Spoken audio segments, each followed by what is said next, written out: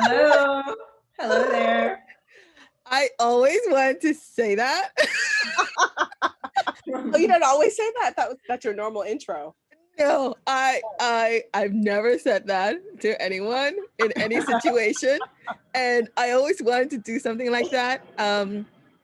Except all my guests, it's one-on-one conversation. So it's like saying, well, bitches, it doesn't work.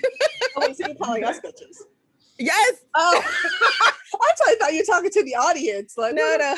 Oh, we're the bitches? Yeah, of course. We're the hot bitches, man. Oh, okay. Yeah, I didn't get that at all. I was like, yeah, bitches, what's up? Yeah. All right. Corporate. Hello. Hello. Corporate Curbkickers in the house. Yes. So how are you? How are you, ladies? Good on my end. It's kind of rainy and kind of gray outside, so that definitely has an effect on my emotions. But being on here with you guys totally perks me up with all the lights all around. Makes me feel alive. So lights, makeup. Mm-hmm. Yep. See, I did my eyes. What? Although this one looks like this a little bit. Hold on. How you doing, Tanya? I'm doing great. I have the same funky weather. But dude, we're all in the same city. Exactly. Different parts of the city, right? I'm Brooklyn. We're actually in 3 different boroughs. You're right. I'm in Queens. Tanya's in Manhattan. That's right. Tanya, you're in my old hood. I grew up in Washington Heights. You did? Oh, I love Washington Heights. It's there's always a party going on. Always. Well, do you join them? Well, no, not during COVID, but when it's Saturday night and it's 2:00 in the morning and there's just the salsa jam happening. Yeah, you just your choices are to be a little annoyed about it or to be like, wow, it's Saturday night and I'm in my house and there's a salsa jam happening. I think I was always indifferent. So when my family first moved to New York, we were in Queens and in Woodside, and where we live, it also happened to be on the path of the airplanes flying through, and so it was always noisy. There was always some sort of noise, so I kind of got used to that. And so when we moved to Washington Heights and all that noise, street noise and music and all that stuff, it's like whatever. It never fazed me after a certain point. Yeah, but I did not join. But now I'm kind of thinking like maybe I should have. But how old were you when you lived there? Oh, I was young. I was like 9. We moved out. How old was I when I moved out? I don't know. In my 20s, in my mid to late 20s. Yeah. So you went to high school there? I went to high school, John F. Kennedy, which is like directly south of Riverdale. So I went to high school with a lot of Riverdale kids. Yeah. I don't know what that means. Yeah. Oh, I'm sorry. So Riverdale. Is it like the TV show? I know, because I know the TV show. I don't know what it means in New York, but No. Sorry. Oh, are you guys are not from New York? No, I'm native. I live in the apartment I grew up in. So, but I know Brooklyn. I don't necessarily know other boroughs. You know what? That's what it is. I think Brooklynites tend to be very Brooklyn. Mm-hmm. Yeah. I lived in Queens, I guess just 2 boroughs. Yeah, Queens and Manhattan. But because I went to school in the Bronx, I also know the Bronx. Mm. And when I went to college, I met a lot of people from Brooklyn because I went to NYU for a while. So yeah, and I actually did go to Brooklyn a lot for different things, but yeah. But anyway, yes, Riverdale. So Riverdale is in the Bronx. Riverdale is a Jewish neighborhood, but it's like somewhat affluent Jewish neighborhood. This is back when there were not $1 million houses in New York. There were $1 million houses in Riverdale.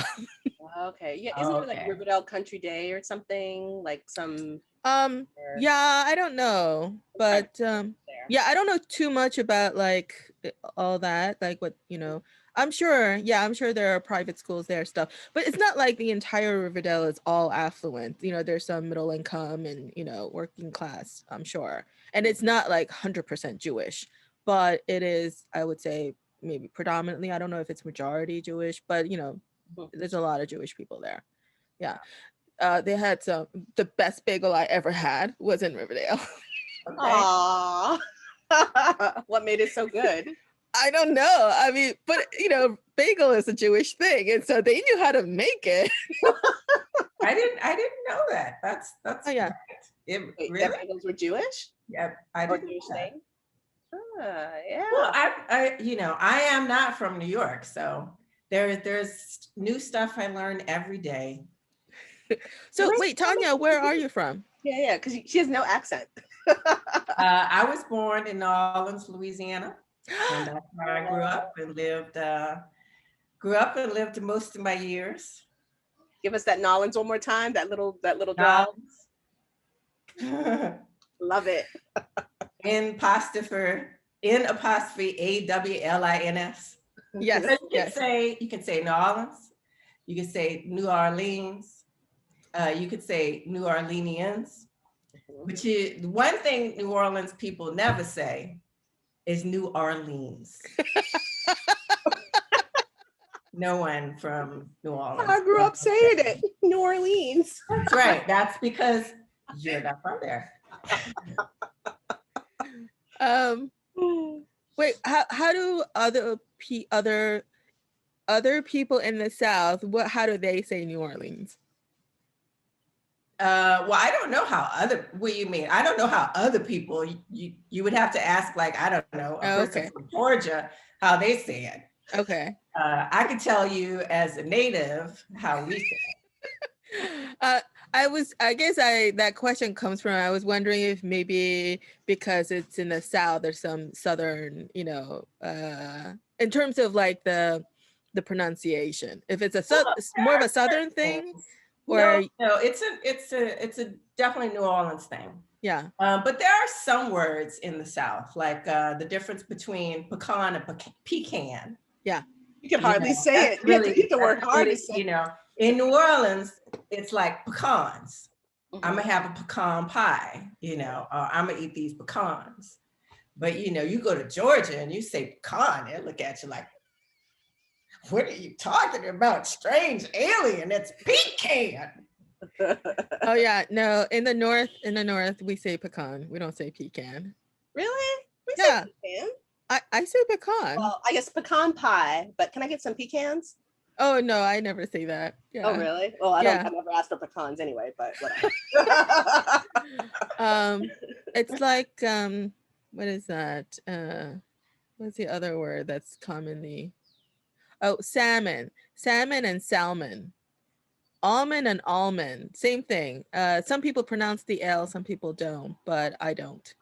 Almond. Oh, that's weird. I never thought about how I say those words. I never thought about how I say it either. I think it probably varies.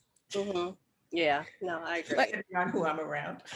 So Tanya, you're from New Orleans. I'm sorry, I said that wrong. I said it the only way that's not acceptable. Practice. Go ahead. Let's. Well, no. You can say that. You could totally say it that way. I mean, it's fine. I just can't say it that way. All right, this is New York. You have cars honking. New Orleans. That's it. You grew up in New Orleans. Yeah. Yeah. When did you leave? Did you come straight to New York? Oh no. I left a while ago. I went to school at CU Boulder, University of Colorado at Boulder. Oh wow. Yeah, which was a definitely a culture shock coming from Louisiana, but it was the best thing. Like I had no idea that I love the great outdoors, but I learned that in Colorado because Colorado is such a beautiful state. Yeah. I love hiking, I love camping, I love whitewater rafting. I mean, it runs the gambit, but that's that was learned because, you know, you're not hiking in Louisiana. Like if you don't hunt or you're not a fisherman, Louisiana is very beautiful. Gosh, it's such a beautiful state. And I love my home. But, you know, I wasn't too cool with hiking through the swamps or, I know. you know, it's just it's a different kind of beautiful. It's a different kind of beautiful. And so when I moved to Colorado and for the first time having all of those opportunities to do that type of stuff, I mean, I just love it. I'm an avid hiker now. I hike all the time. That's great. Yeah. I'm curious, like what made you, because it is so different, what made you go out west? What was the censure for you? Well, you know, when I was looking at schools to do, you know, talking about career-wise, right? Because we're corporate curb kickers. Yeah. I really wanted to be in journalism. And so I started looking for schools and, you know, picking certain schools, and then I got accepted to some, and then, you know, CU Boulder is the one who came through with the money. So it's like, okay, that sounds great. Yeah, that's often how it is, you know, and that's the job situation too. Sometimes, you know, it's whoever. I remember my first corporate job. I got 2 or 3 offers in at the same time. It was for a while, for a couple of months, I got nothing, just interview every single day, pounding the pavement. And then all of a sudden, these offers came in all at the same time. And I just went with whoever gave me the most. I mean, this is entry-level job. So, you know. So yeah, so I think let's get right into it. And I want to know about your origin stories. So that sounds a little like we're superheroes, but you know, hey, I think there should be a curb kicker comic book series. There you go. I'm totally game for that. Oh, so what would be your special power? Ooh. Well, I'll tell you what my superpower is. It is the ability to juggle many things at once. Oh yeah. So I'm the master juggler, if you will. Or at least I like to think I am, except when everything comes crashing down all at once. But that's my superpower. But if I had to choose another superpower, I think I would love to have the power of influence. So like, I love that show. I forget what it's called now, but it's like with all the different like superheroes, that's like modern day, these kids that got adopted by this billionaire. I can't think of the name of it now. Is it something boys? No, it's like, what did you say, Tanya? Netflix? It's on Netflix, right? Yeah, it's on Netflix, I think. Yeah. Mr. Greaves, I think is his name. But anyway, but one of the characters, her superpower is the power to like influence. So she says something and then people automatically do it. So it's like, I would love to have that superpower, the power to influence, because then I would be able to make people stop being racist, make people be more open-minded, and, you know, hire us for more gigs. Just a little plug there. I actually had got the taste. My first taste of influence was when I was like 4 or 5, and since then I feared it. It's like because you know, I actually made a conscious decision that I would never do anything like that. Well, because when I was 4 or 5, I was a little manipulative.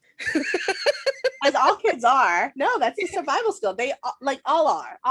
That's a survival skill that all kids do. So don't be ashamed of that. Claim your manipulative little self. What did you do? What happened?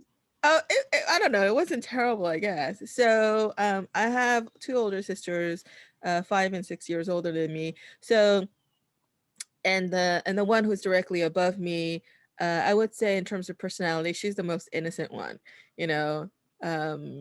And now it's 4 or 5, and even at that age, like I had more cunning than she did, who was twice my age at that time. And so we were doing this play. So So we were sort of reenacting this TV show, a scene from a TV show we were watching. And so we were reenacting it. And the scene was mother and daughter reuniting, you know, that sort of thing. It's typical Korean soap opera crap. And sappy stuff. Anyway, and so the scene is the mother and daughter run to each other. Yeah. And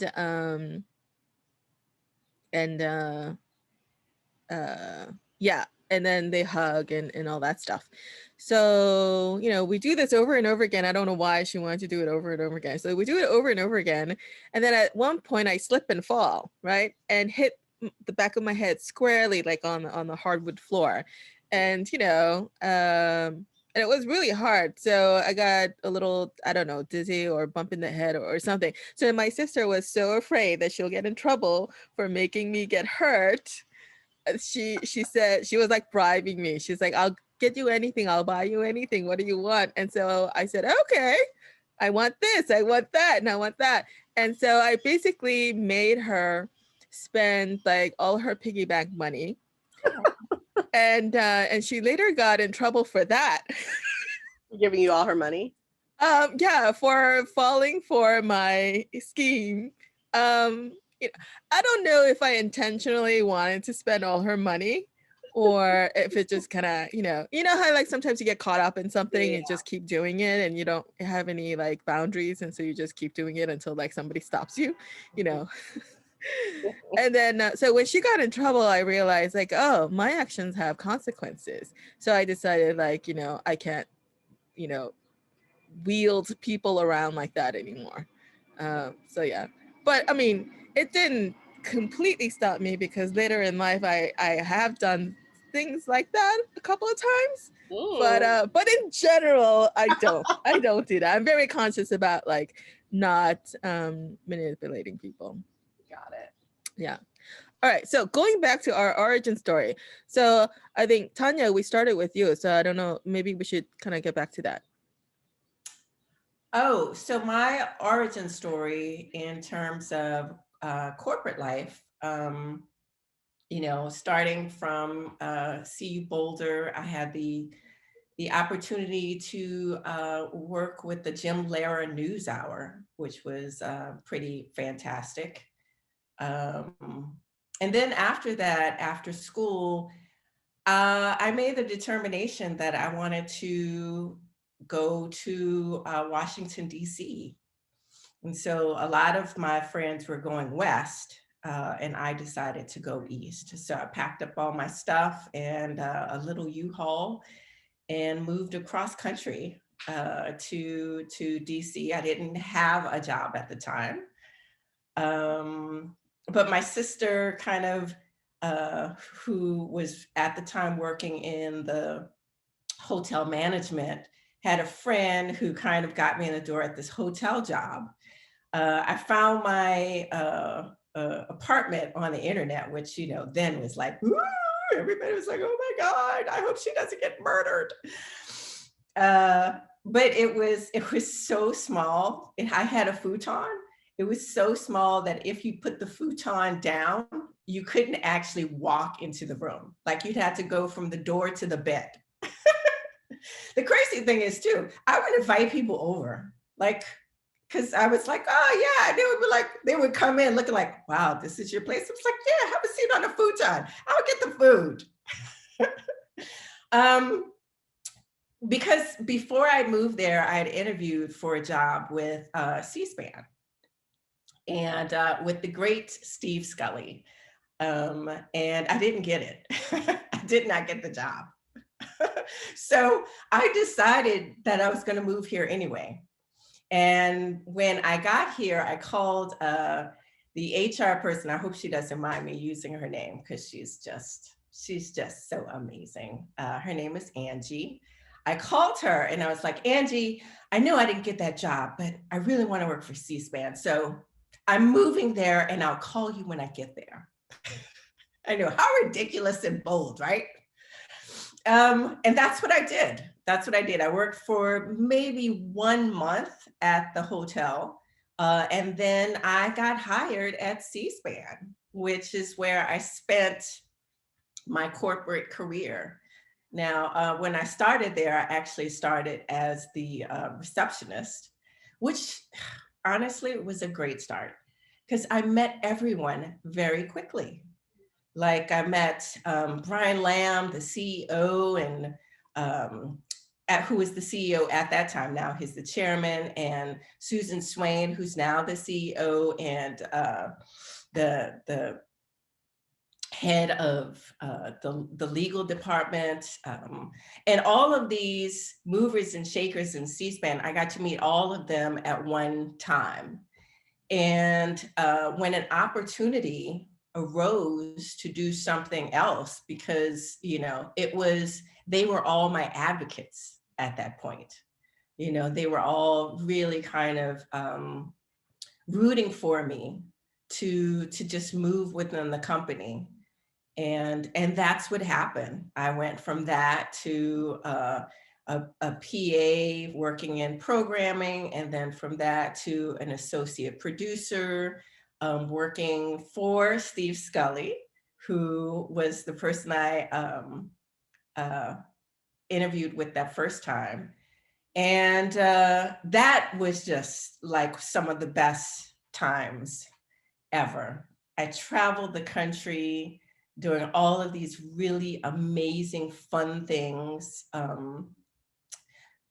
Presidential candidates, the DNC, the RNC, the Iowa caucus, the New Hampshire primaries. And it was a really, really fun time. And we were part of a really great team under Steve Scully's leadership. And then after that, an opportunity arose to work with the courts, the Supreme Court. Our Supreme Court person went on leave, and I filled in for, and I just fell in love with it. I mean, as you can imagine, that's a pretty tough learning curve. Just for clarity, what were you doing exactly? For what? The last thing that you said. The Supreme Court? Yeah. I was filling in for the Supreme Court producer.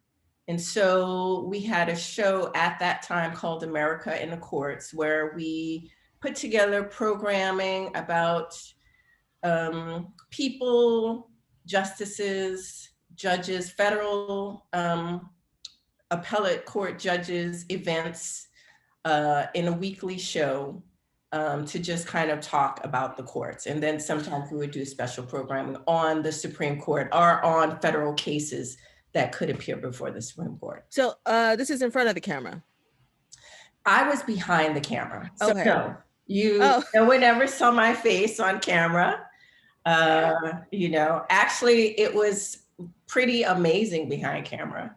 You learn a lot because, you really have to. If you're a producer, it's your job to know. It's your job to know everything you need to know so that you can answer any possible question that can come up ever. If you're in a live, it's your job to foresee any potential problem before it arises and fix it immediately. It's just kind of a catch-all for everything. But it was a great opportunity. And that's what, when I left C-SPAN, I was actually I was the senior producer and the Supreme Court producer for the entire company, for all of the C-SPAN networks, radio and the web. Yeah. I just want to make a quick note or just observation. So earlier you said that you started out as a receptionist, and you commented how that was the best start. Yeah. I agree with you, and I think not enough. I think credit is given to like these entry level jobs, because it can be a very it can be an excellent way to start with a company and learn your way around. Right. Yeah, you don't have to start as a superstar, just like the ground up, move up kind of concept, I think has been sort of getting lost. I think there's great value in starting at the bottom, working your way up. Yeah. And I would add also, once you're in a company, knowing the receptionist or the assistant, like folks who are considered lower, quote unquote, lower than, is also super important because they know a lot. They can give you the in, they can connect you. And a lot of people don't see that, right? They just see above them and how to go up the ladder, if you will, as opposed to looking laterally or even down the ladder in order to be able to kind of build community and build oneself up and to learn a lot of stuff that you wouldn't normally learn. So kudos to that. Yeah, absolutely. I started out as an admin. That was my first corporate job, administrative assistant. I don't know why the word secretary was seen as a derogatory word, because it's not. Like, Secretary of State, hello. Yes. That's a big shot. So I don't know why the term secretary became like a no-no word. Admin, really? Does that sound better? Admin assistant? I don't know. Whatever. Anyway, sorry. So I do want this to be conversational. So even though we have ourselves on mute, that if you have a question, just unmute yourself and ask. So yeah, if you want to continue your story, Tanya. Well, that's pretty much, that's what I did. And I'm so thankful, my goodness, for my time there. Still today, I learned so much from that structure, that world. And so even though I'm not in it anymore, all of those skills, all that skill set is with me. I've got it. So, because right now you are a K-pop dancer, an actor. I'm really curious about the K-pop connection because, that's just, and the more, I think maybe is it after I met you or shortly before I met you?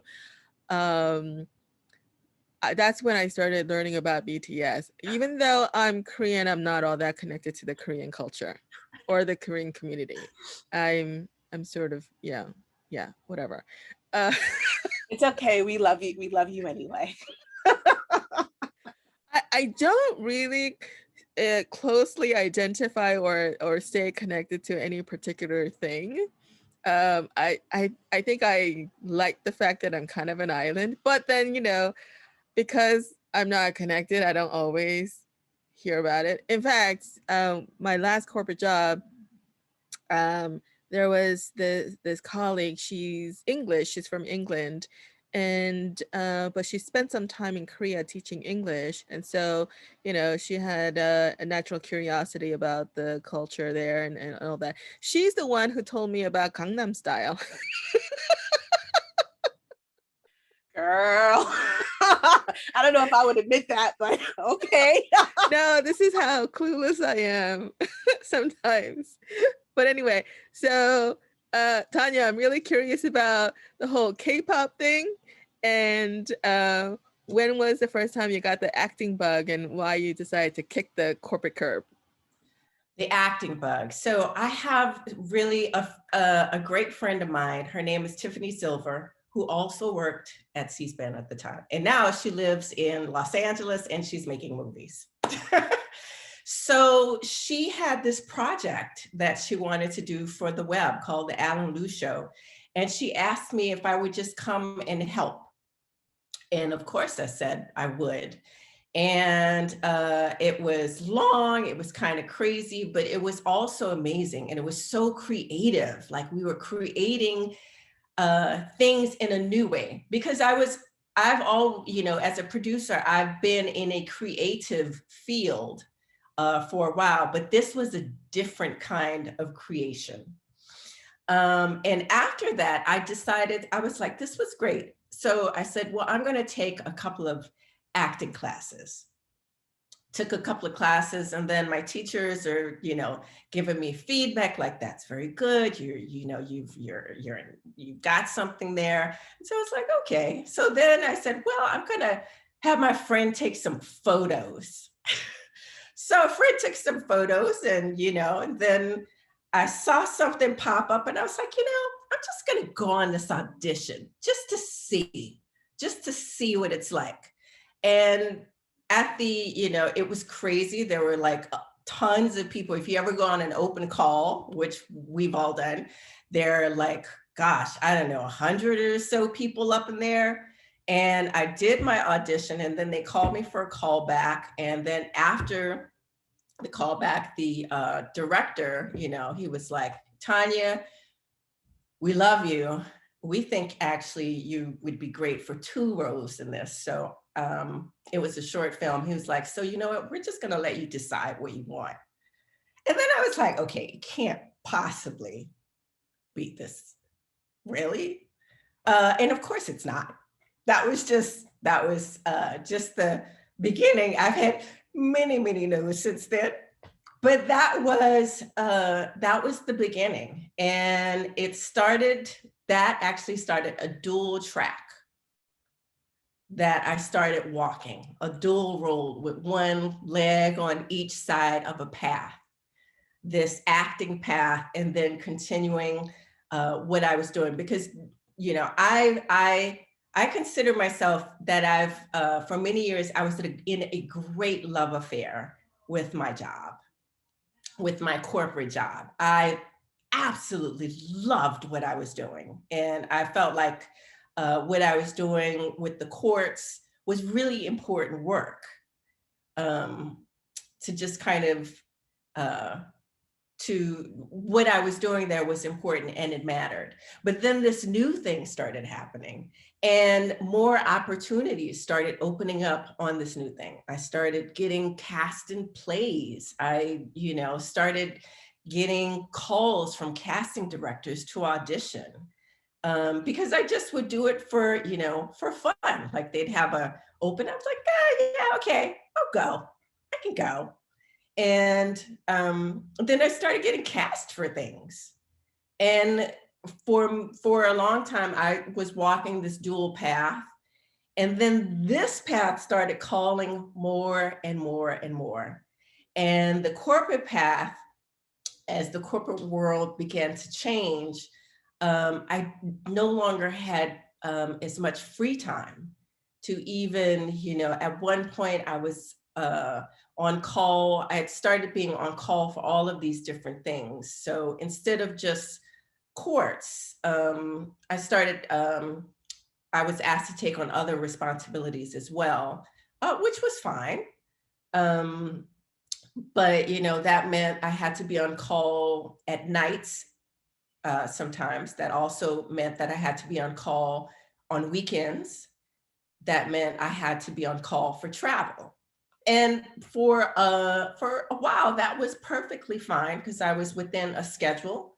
So I knew what days I would be on call for all of these things. So, you know, if someone decided they wanted me in their project, I would just say ahead of time, like, well, these are the days I'm available. And then it started to be where I had to be on call on days that I wasn't supposed to be on call. So I started doing this crazy juggling act because I'm falling more and more in love with this path.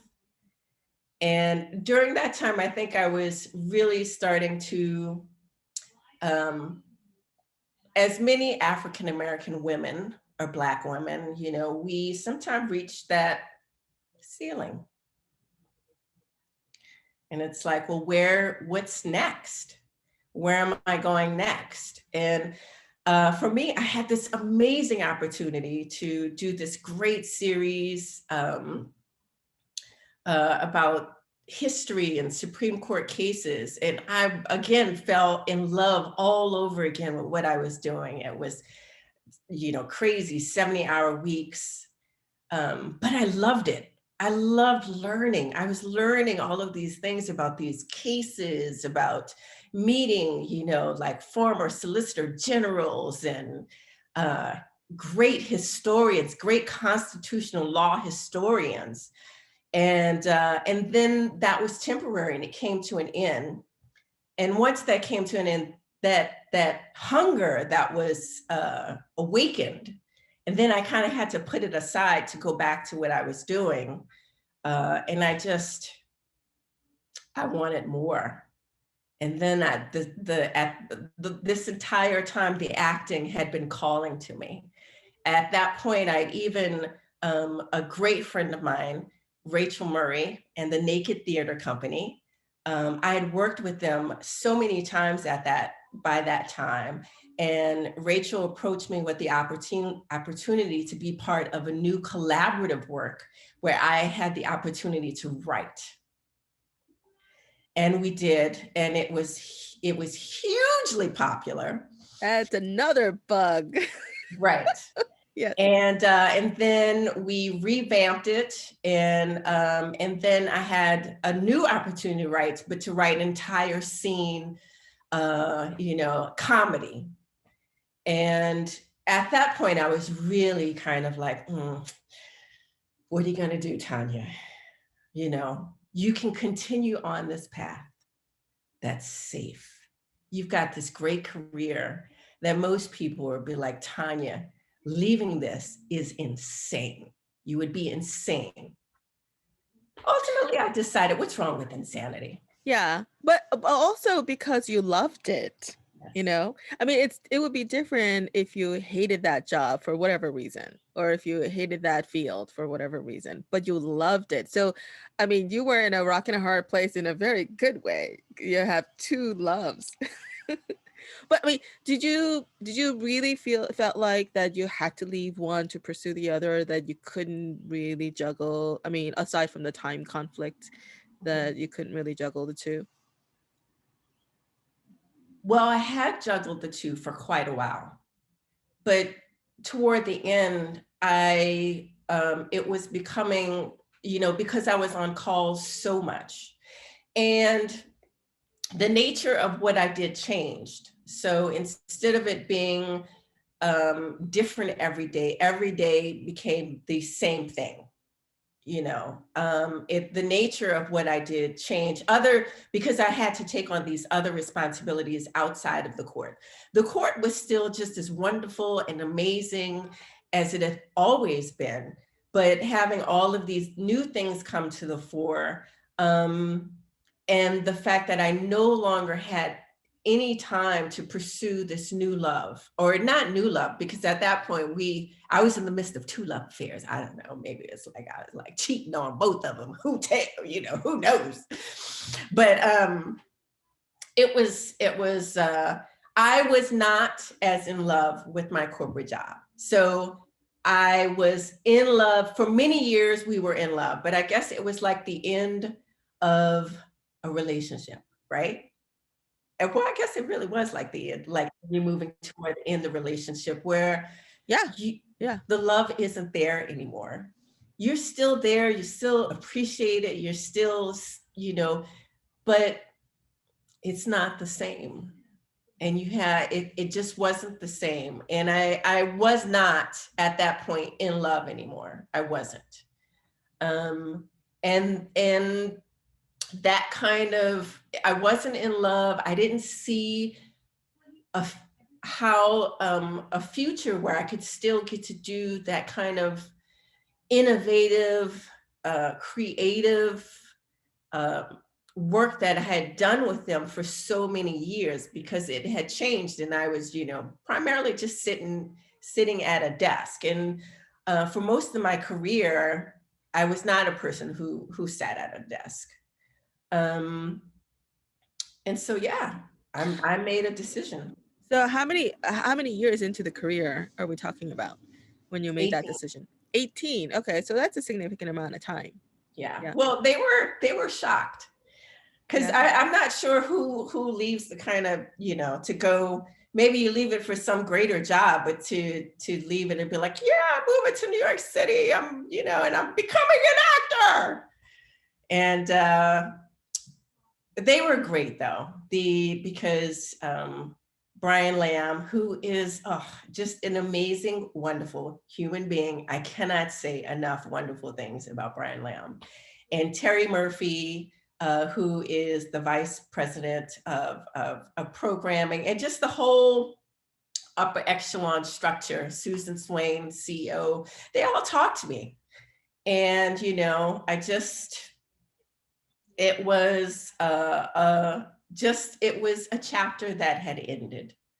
And I'd made a very scary decision to walk away from that very safe thing and just do something brand new. There were definitely people who felt like I had, jumped the shark, like Tanya's jumped the shark. But there were also other people who were like, wow, good luck, Tanya. I'm rooting for you. Congratulations. So how many years ago was that? That was 3 years ago. Oh, wow. So that's fairly recent. So wait, where were you? Where were you before you moved to New York? I was in Washington, D.C. Oh, okay. Okay. Oh, so 18 years in Washington, D.C. Yeah. Wow. Okay. So from New Orleans to Colorado to Washington, D.C. to New York. Yeah. New York. I find it interesting though you chose New York as opposed to LA. Any particular reason? Well, another one of, I have a village. I have a village of people who've helped me personally in my journey. Kate McCarthy, who was lived here, she moved here to attend Columbia grad school. And after that, she worked at ABC and for many years was George Stephanopoulos' producer. And she lived here for many years, and I would visit New York all the time to come stay with her. She's one of my closest friends. She doesn't live here anymore. And all those years, I became familiar with New York.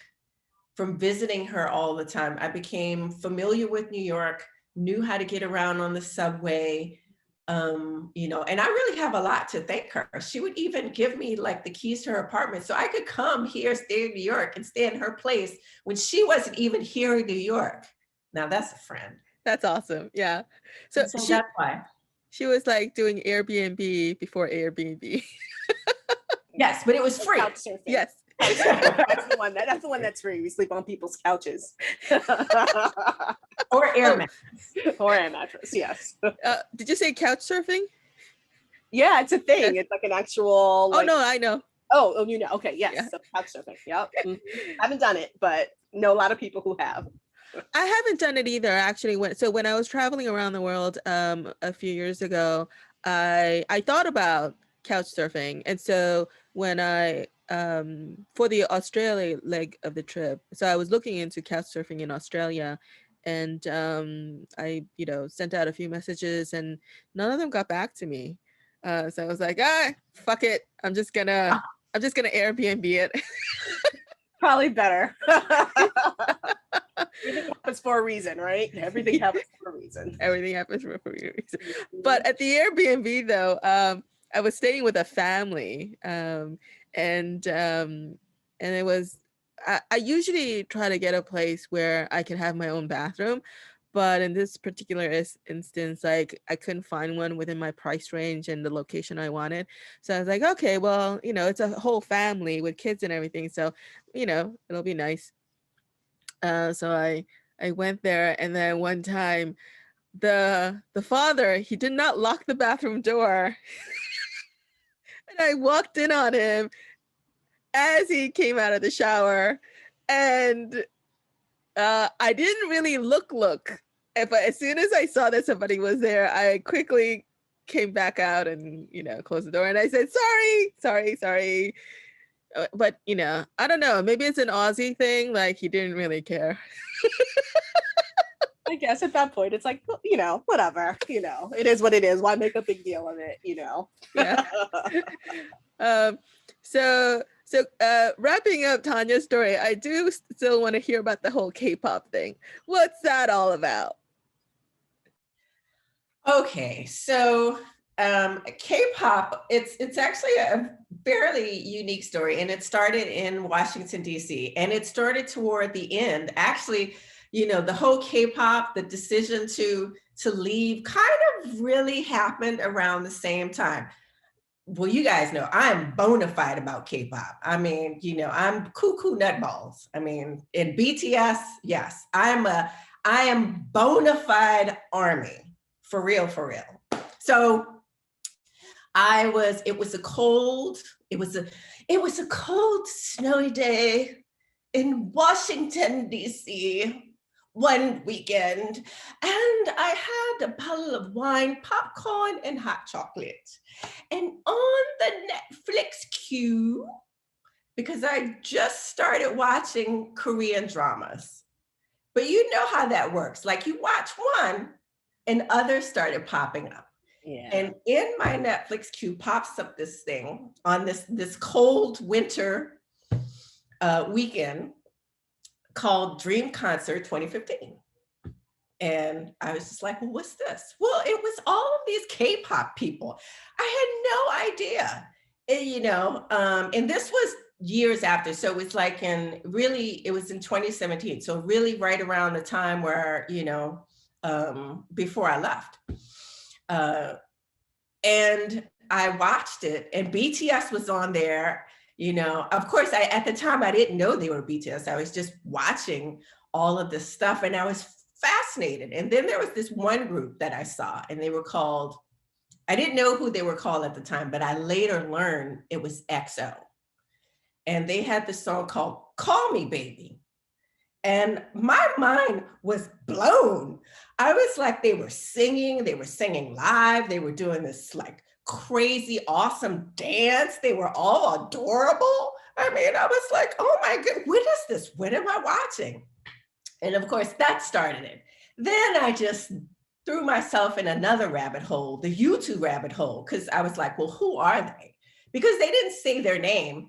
The reason why they didn't say their name, because in Korea, they were so huge that everybody knew who there was. Except they don't need to introduce themselves. Yeah.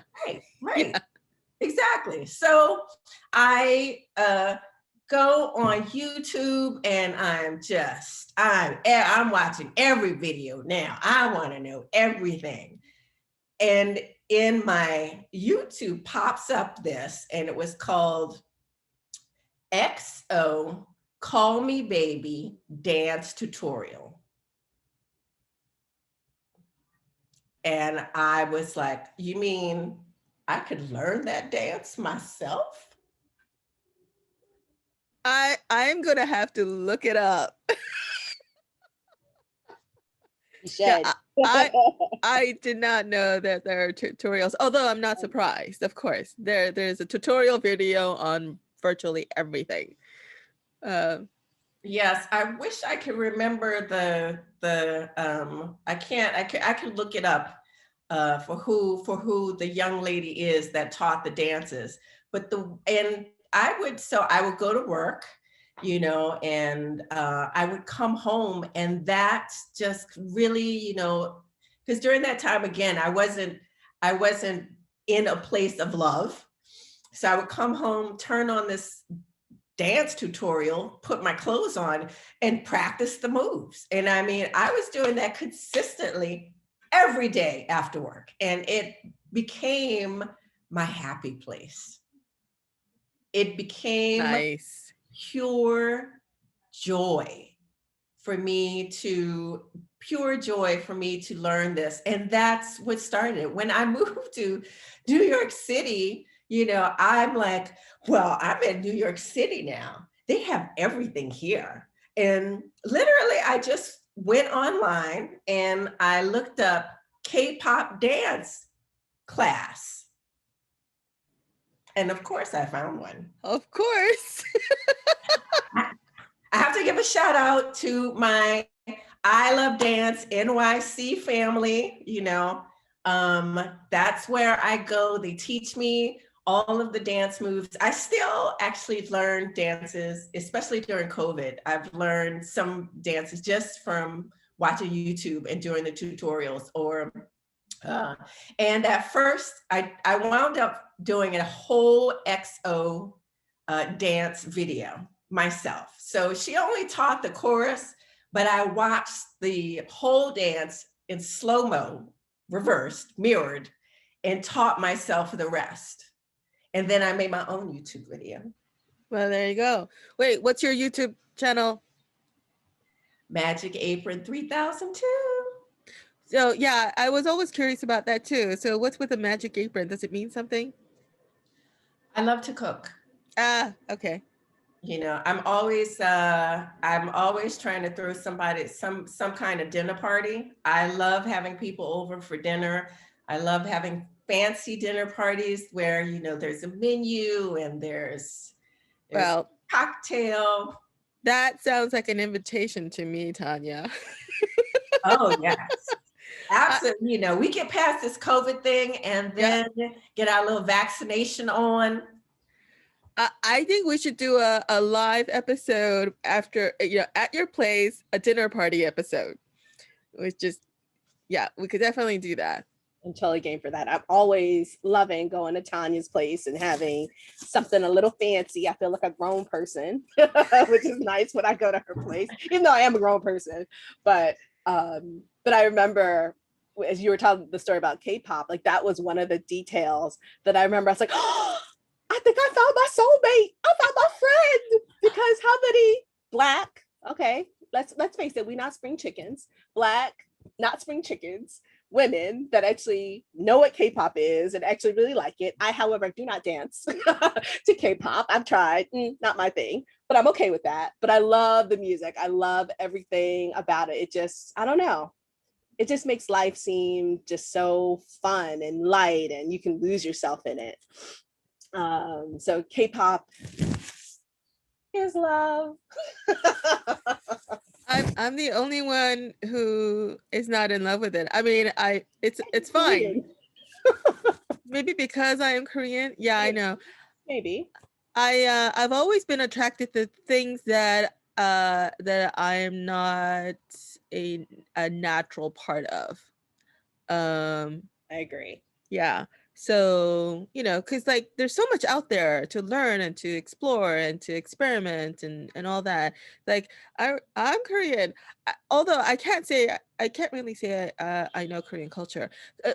This funny thing happens to all immigrants, actually, all immigrant community, that once they leave their homeland and transplant somewhere else, their connection to their home culture sort of stagnates at that level. It doesn't really evolve or grow or anything. It just kind of like stays there because they're not really connected to it anymore. So that's kind of like, so the Korean culture that I know is from back in the 70s. What is that? Got to get to K-beauty. So I will say that where Tanya is in love and does all the K-pop dancing, I live and breathe on like K-pop. So this is one of the oldest brands. I always pronounce it wrong, so I'm not even going to say it. That I adore. But See it? hold on. You see it? Suwasu? Product placement. Getting paid. Getting paid. I don't know. Yeah, I take the multi-step process to get this skin as beautiful as you see it. It works in all skin types, not just lighter complexions.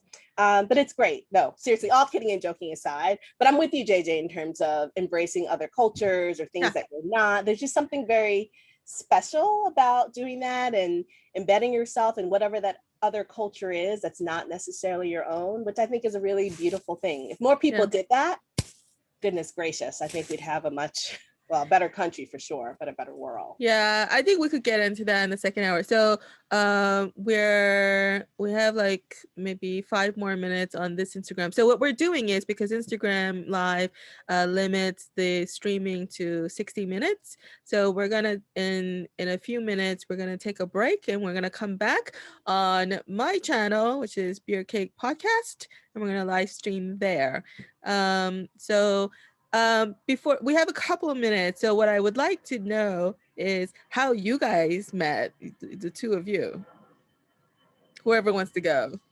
So it's really funny because anyway, Tanya and I have so many similarities in our stories. It's just uncanny and like very scary. Like on some days, it's like we were meant to find each other, but we met on a play. So we both cast in a play. And I remember the day we met, we were all brought in. I don't remember if it was the callback or if it was the actual audition, but whatever it was, Tanya was there reading for a part. I was there reading for another part, and there was another woman, and she and I were reading for the same part. And Tanya always says, well, I think, someone else is going to like get the role or what have you, because it was a mother-daughter type of role, even though honestly we could be sisters, but let's lean in and and say that we will be of different ages. But in the end, Tanya and I got cast as a mother-daughter pair, and it was called The Gates by, oh God, what's her first? I know Hudak is her last name. What's her first name? Eunice. Eunice, who's this wonderful, very talented Latina playwright, who I guess also would be a corporate curb kicker too, if we got into her story. But she brought us together, and that's where we met. And we were talking one time, I don't know how we got on the conversation, and I was like, yeah, I left corporate, and Tanya's like, me too. It's like, yeah, it really wasn't for me, and I decided to focus my energies on acting. Tanya's like, me too. I'm like, okay. And then I was like, yeah, my boo, I don't know how we talked about it, is Chinese, and I belong to this group called the Asian Women, Black Men Meetup Group. And Tanya's like, I'm a member too. And I'm like, stop it, you are not a member. And she goes, no, I am. And then we did the name thing of who we know, because we'd never seen each other. And this is a meetup of Black women and Asian men that get together to do social things, barbecues and the like, and just hang out or eat or just get to know each other. But we had kind of similar circle of friends, and it just was incredible. Yeah, like how much we had in common. It's almost like a kindred spirit. Because I'd been in corporate for 23 years before kicking it to the curb, so to speak. Although, to be honest, even though we call ourselves the corporate curb kickers, you never really truly kick it to the curb, because it's always a part of you. All the things that you've learned throughout your time in corporate, those skills, I think as Tanya had mentioned early on, traverse and bring it to the forefront in the acting world. And you kind of are at a advantage to others, right? Because there's certain things that we already know how to think about. Oh yeah, perspective, business perspective. Oh, jump in, JJ. Yeah, because we have a shit together. That's why. Yeah. Yeah, exactly. I don't want you to continue, because I want to hear your story in its entirety. Okay. So we do need to break. Okay. So I'm gonna break my beer cake. Oh no, let's do that on my channel. Let's break out the beer cake and eat it. So hey, get your beer. Yeah. Oh yeah. Ooh, yeah. I put it in the freezer. Oops. So everyone, thanks for listening. Go to Beer Cake Podcast Instagram. In a few minutes, we'll start there, or we'll continue there. See you on the other side. Yeah, fascinating journey. Yeah, it's amazing the way the K-pop, the decision to how it all kind of, it really, during that part where I was making the decision to leave, it really became a huge part of my life. Like, it truly, and it still is, well, it's my happy place. Yeah, yeah. it's my little happy heart. Okay, it's streaming. All right, so make sure. Okay. All right, I'm just gonna check my phone. Listen, Tanya. Oh yeah, my beer cake didn't arrive. That's okay. I have coffee. You know what I want to say, chime in on what you just said about how we met, Shantel. Uh-huh. The thing that I remember is that when I auditioned with another person before you, and because I came earlier than you did, and I auditioned with her, and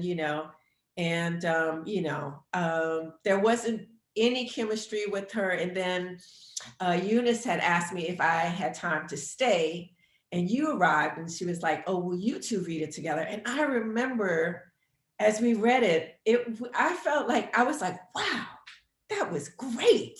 I was like, she was so good. I was like, man, that was really, I was like, we really, I was like, that was, it's like the scene was just popping. Like we were hearing each other, we were listening to each other, and we were totally in the moment. Right. We were in it, right? Mm-hmm. And then I remember leaving that thinking, well, she was fantastic. I'm not getting this, because I didn't see like the mother-daughter dynamic Mhm. And I was like, well, you know, and then I remember the woman who arrived after me, and I was like, well, okay, they look like they could be mother daughter. So I was like, So when I got the call, I was really shocked. But you know, it was divine intervention Mhm. because, you know, considering all of the things we have in common, it's just, No, it's ludicrous. It's kind of it's, bananas. it's really like the universe was like, whoa, you two really need to come to this city with millions of people where the opportunity of you actually meet each other, it's almost nil. But I'm going to put you two together in a situation where you really have to get to know each other because you're in a play together and you're in like you two are opposite each other in this play. Yeah. It was really, it was the best thing since the best thing. I know. And it's really funny because I almost called to cancel to be like, you know what? I'm not going to this audition because I woke up, I got ready to go out the door. And at the time, my sister and her family, they were staying with us. And so it's my sister, her family, and the dog. And that day, the dog decided to pee on the floor. So as I'm going out, like I'm dressed and everything, I step right in the dog piss. And I'm like, fuck, like, oh, now I have to change. Now I have to do this. I'm going to be late. I can't just leave the pee on the floor. I need to clean it up.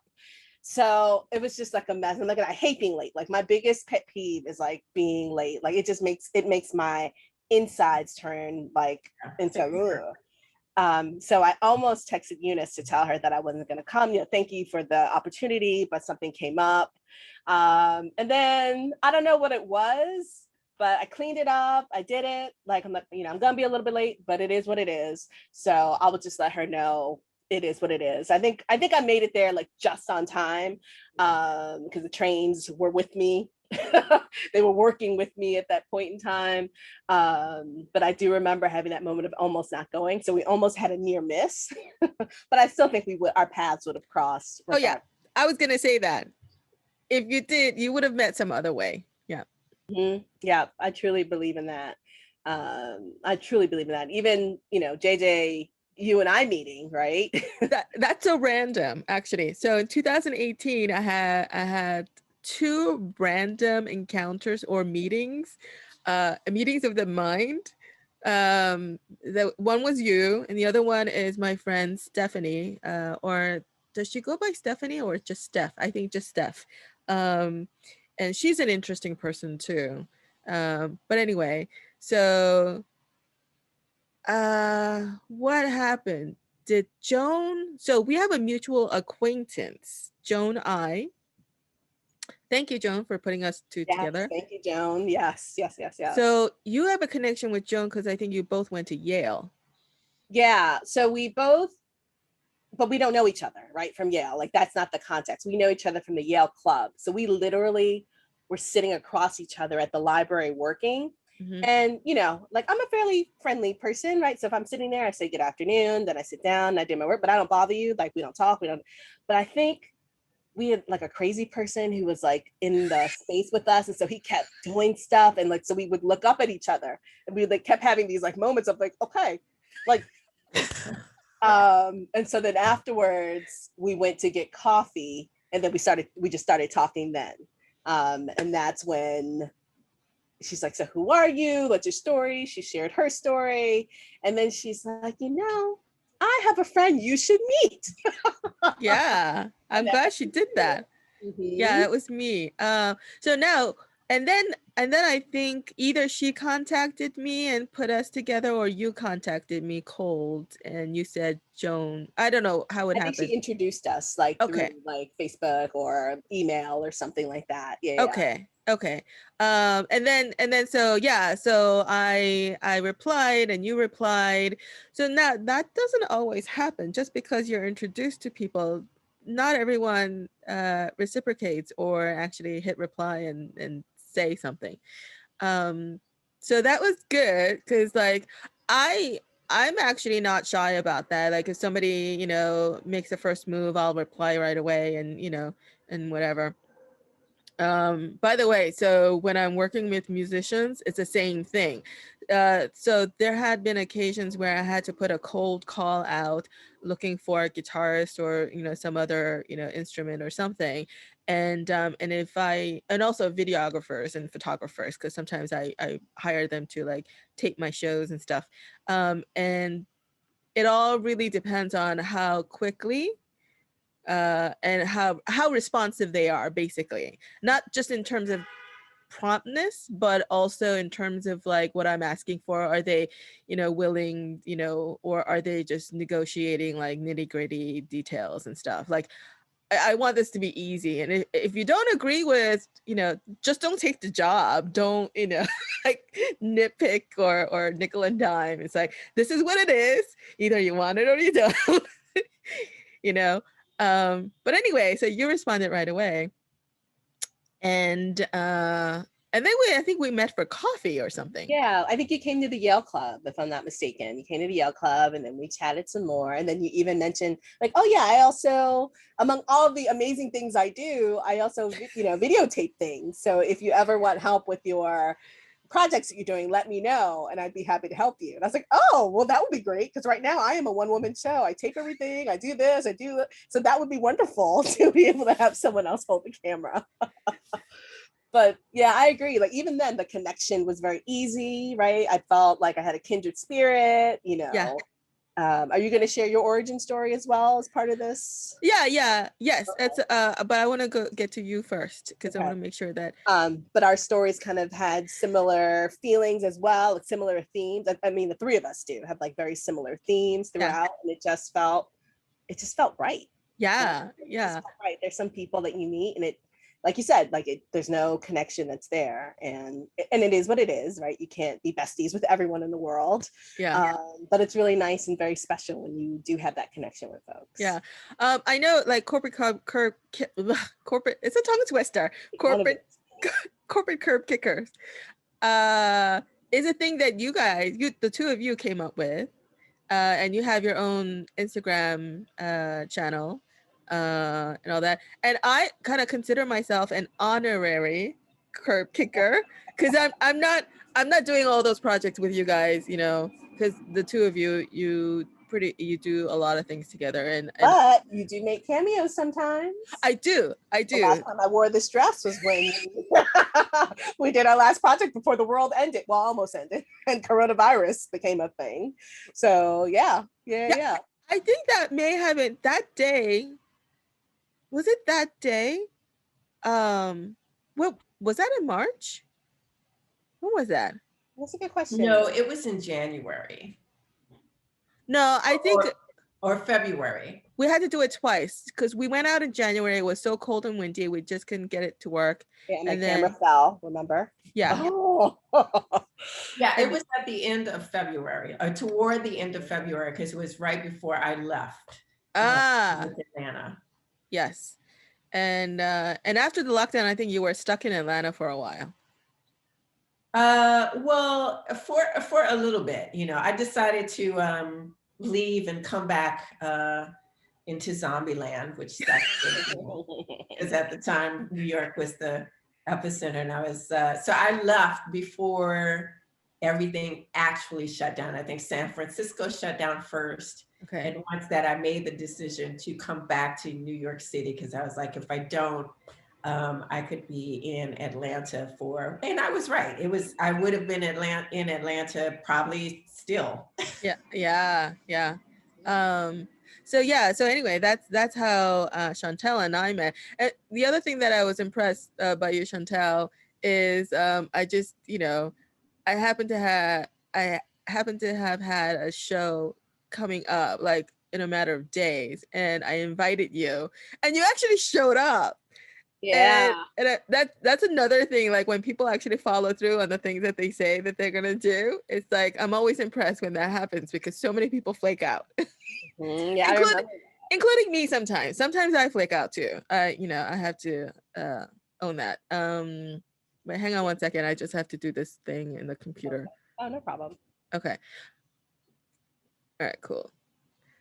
I remember that show, and that was because I remember you so impressed me with just doing it, right? So like part of what Tanya had mentioned, like how scary it is, right? To be looking at the ledge, like I'm gonna do this thing, right? Like there is kind of a safety net, sort of, right? Because we were in corporate, so we kind of have some things in our back pocket. But still, you're looking at the unknown of like what's truly gonna happen. This is a path that you haven't taken before, and you did it, and you put yourself out there. Like you had your venue. Like I was just like, what?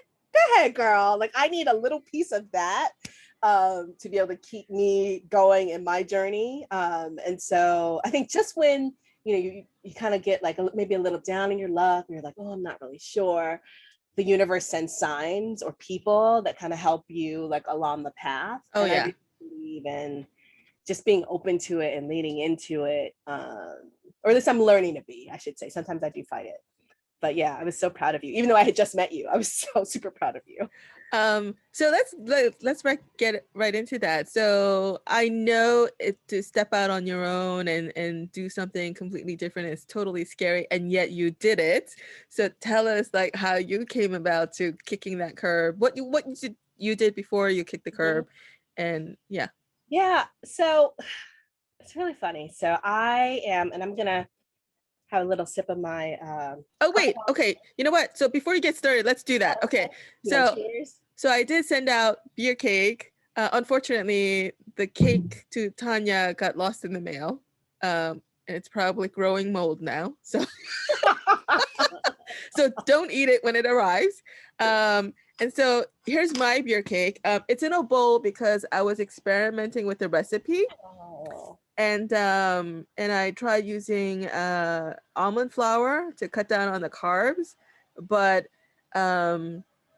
yeah, when you use almond flour, I have to use a lot less moisture or something, or mix it with like coconut flour or something else, because it basically came out to the consistency of a very crumbly like bread pudding or something like that. Kind of like English pudding is basically steamed cake. It's like that, except it's not so steamy and it's very crumbly. So it just kind of like fell apart. So I sent you, luckily I did the original recipe and this one at the same time. So I had that cake that I was able to send you. Yeah, so I have it right here. I don't know. That's huge. Delightful. I know, it's huge. I'm like, gosh, this is enough for me and my family and my grandparents. No, think of it. And it smells awesome. It kind of smells like gingerbread, actually. Because what is beer cake? Well, it has beer in it, and that's why it's called beer cake. And you said what, gingerbread? Yeah, there's cinnamon in there, and that's why it smells like gingerbread. Yeah. I've never had it before. And with my beer cake, I'm actually going to have a beer. This is the last bottle of the 6-pack that I got to make this cake and cakes before. So I'm actually going to open the bottle of beer. So you could call this a Guinness cake. You could like brand this thing. Okay. And I'm gonna drink this Chuhai grapefruit drink that I got from Mitsuya, a Japanese supermarket in New Jersey that I absolutely adore and love. Strawberries are $30 though. Yeah, strawberries are $30. I know, for like a pound, which is really insane. One day, if I could get a sponsor. You know what though? I think you're right, Shantel. I think I should rename this Guinness cake and hit up Guinness for sponsorship. So cheers. Cheers. I'm drinking coffee. I'm drinking coffee. So okay. No, I gave up alcohol. I gave up alcohol for Lent. So, I have my Mickey Mouse mug here, and it's filled with yummy cafe au lait. Nice. All right. Cheers, guys. Oh wait, okay. Cheers, Gembe. Okay, my beer's frozen. Ooh, that's good. It's a slushy. I know, just at the bottleneck though, so I'm getting trickles. You like raisin? Yeah, I did put raisins in it. Raisins is optional. I did put raisins. I like the raisins, and I think, are there nuts in here too? Walnuts. No pecans? No pecans. I I could put pecans. Prawns. It's good. It's a little dry. It might be because of in transit, but the No. raisins. Oh, is it supposed to be dry? No, I think I overbaked it. Okay. Well, because I usually put it in a loaf pan, right? And because I was experimenting, I was using the loaf pan for my experiment. That cake, because it's flatter, I think it overbaked because of that.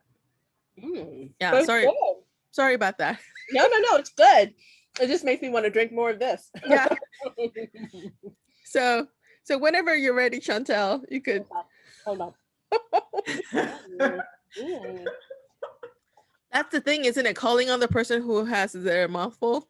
I know, seriously. At least I was eating something with like spinach, so I don't have any spinach in my teeth. Okay, so it's really funny. So I guess in 2017, right? Yeah, 2017. That's crazy. Was when I finally made the final decision that I was going to leave corporate to focus on acting full time. But like coming up to that moment, if I like rewind, I have always loved acting ever since I was a little kid.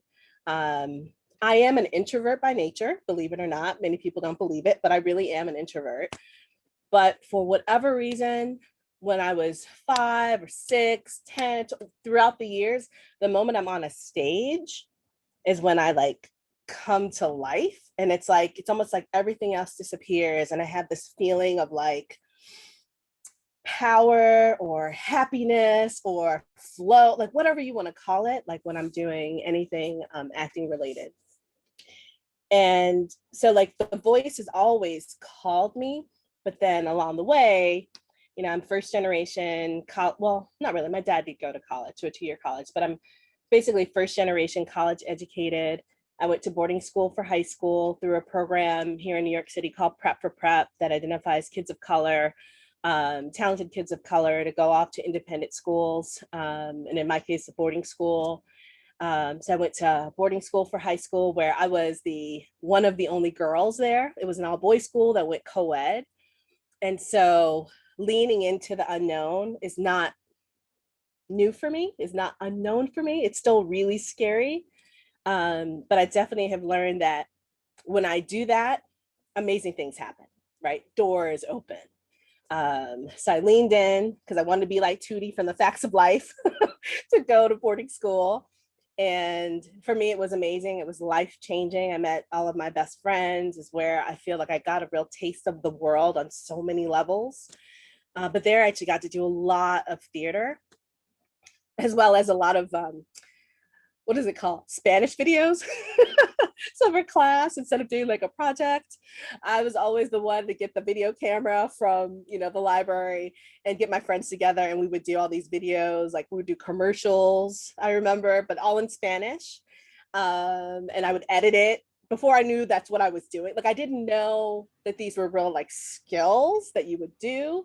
And then I'd figure out how to do all these different effects of it. But I felt joy. Like I didn't feel like I was really doing like homework. And then when I graduated from college. Sorry, that's really funny. So you speak Spanish? Sí, hablo español. Wow. Muy Sí, bien. Yeah, muy bien. And I also speak Italian. My heart is, again, to our point. Grazie. Okay. I know how to say hello and thank you in a bunch of different languages. Oh, you can? Go. Let me hear them. Well, there's Korean, 감사합니다, arigatou gozaimasu, gracias, merci, grazie, danke, terima kasih, which is Indonesian. And then Canadian, thank you. With a smile. That is impressive.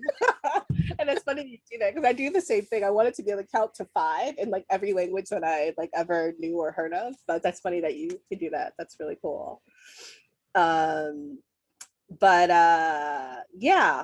And actually the funny thing is I've always wanted to, whatever I can do in English, I want to be able to do in Spanish. And I forgot. Xie xie.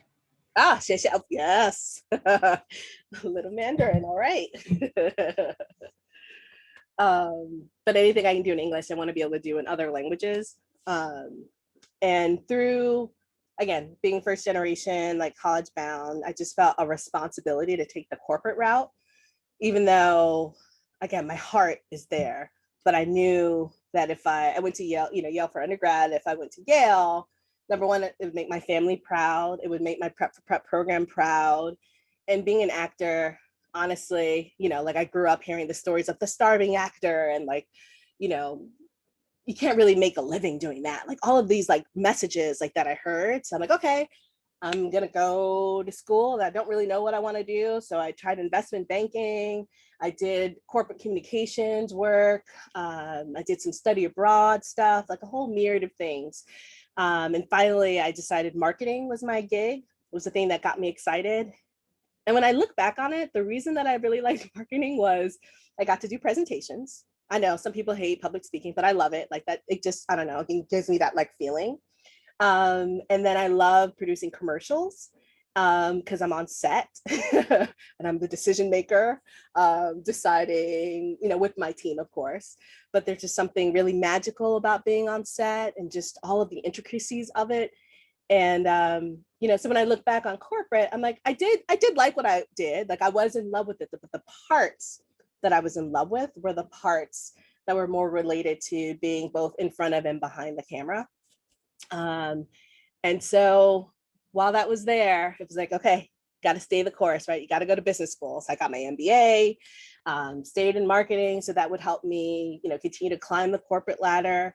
And at the height of my career, I was in charge of US, Canada, Mexico, and Latin American business development for a French cheese brand that makes la vache qui rit, the laughing cow, or la vache qui rit. And it was my dream job, right? Because I was speaking English, but also speaking Spanish. So everything I could do in English, I did in Spanish. I traveled 80% of the time. So I basically lived in a hotel. And yeah, it was my dream. It was my dream job, but there was always something missing. And again, when I was on set and we're doing commercials, like that's where my giddiness would come up. Or like when they're like, oh, our talent's not here. Can someone stand in? And I'd be like the first person to stand in. I didn't know what that word was. Like there's so many things that I guess learned and heard growing up that now being on the other side, I'm like, oh gosh, I know what that is. Like I truly know what that is. I know what the process is because I went through it, but from the client side. And then in I guess it was 2013, the company decided to move its office from New York to Chicago. And even though I love Chicago, I love Chicago, because I worked with them in Chicago at first. And the part of the reason that I decided to go there was Chicago's really big on improv. So I'm like, okay, so finally, I'm going to be able to do both. I'm going to be able to work and act at the same time through this like improv area. But because my schedule was so crazy, that never happened. Like I never had time. I wish I could have done what Tanya did, which was be able to do both, but I couldn't. Like I could never like fit that in. So it was always like a very latent thing for me. And then when they finally said, okay, we're closing the New York office and we're moving back to Chicago, I was like, no, I'm not going. Because I was like, okay, now's my chance, right? Because I got a severance out of it. Because for me, doing the move meant leaving something that was secure and safe. And for me, financial security is really important because, we are not wealthy. Like growing up, I was not from a wealthy family. We didn't have a lot. And it's really humbling when I find like my parents' old like tax returns. And I'm like, damn, like even if you adjust for, the dollar at the time, like how do we live on that, like a family of 4? Like it's very humbling.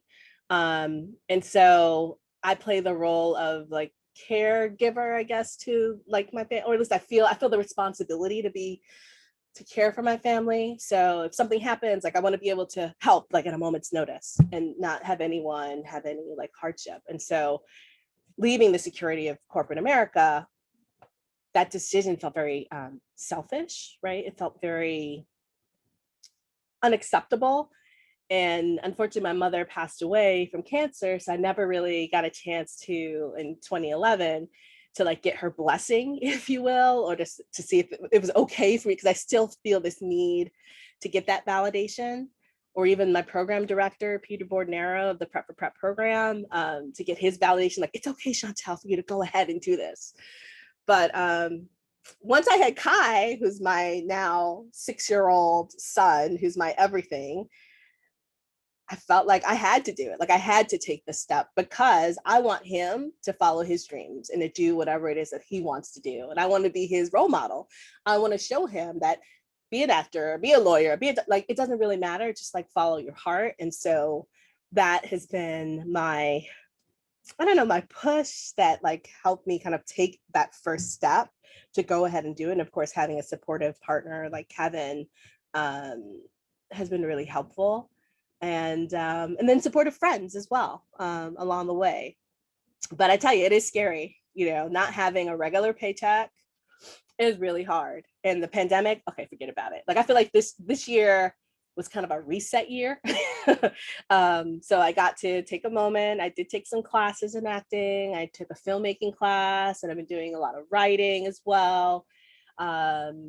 But kind of taking a pause from acting, because I had actually said that last year was going to be the year of theater. So the year I go back to theater, because the first couple of years I'm like, okay, I need to get in front of the camera because that's what you're supposed to do. Even though I want to be bilingual, so be able to do theater as well as be in front of the camera.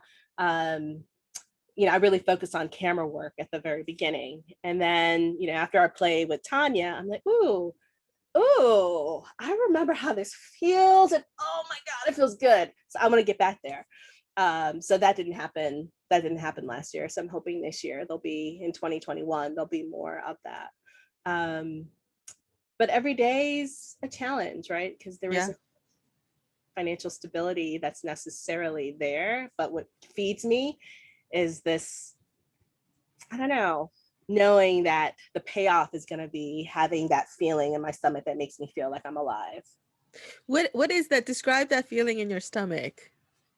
Oh God, it's so hard to explain it. It's like butterflies of like nervousness plus almost like a high, because a lot of times I don't even remember that I've done a scene, or like, because I don't know, like I lose myself in it. Like I almost become like a part of it, and I just feel happy. Like, and I feel like a better person. Like I just feel giddy. It makes me more like aware and attuned in other parts of my life. I don't know. It's very difficult for me to put it into words, but I know that feeling when I feel it. Yeah. And it's addictive. And so I like feeling that. It is. And I think it was the show that you came to. I actually said on stage, hey, this is a wonderful feeling. You guys all should come on stage and do something. And that was the lowest attended show that I had. It was like only 6 people or 8 people in the audience. But it was a great show. It was an awesome show. I felt the energy. Thank you. Remember that. Something you said earlier, you know, about the financial stability and how you were, you know, it sounded like you were maybe a financial pillar within your own family, that maybe some of your family members depended on you financially or for your help. Yeah, I was in a similar situation too. So I know what it feels like to kind of like say, okay, you know, maybe for a while you guys are gonna have to fend for yourselves while I do this. I know. Was that a tough decision for you? Yeah, it was a really hard decision in the biggest way. Because I got to tell you, LA has always called my name. Like LA has always, like from the first time I set foot in LA, for like market research that I did, I was like, I'm home. Like I'm home. So New York is still home, but I do feel again that giddiness when I'm in LA.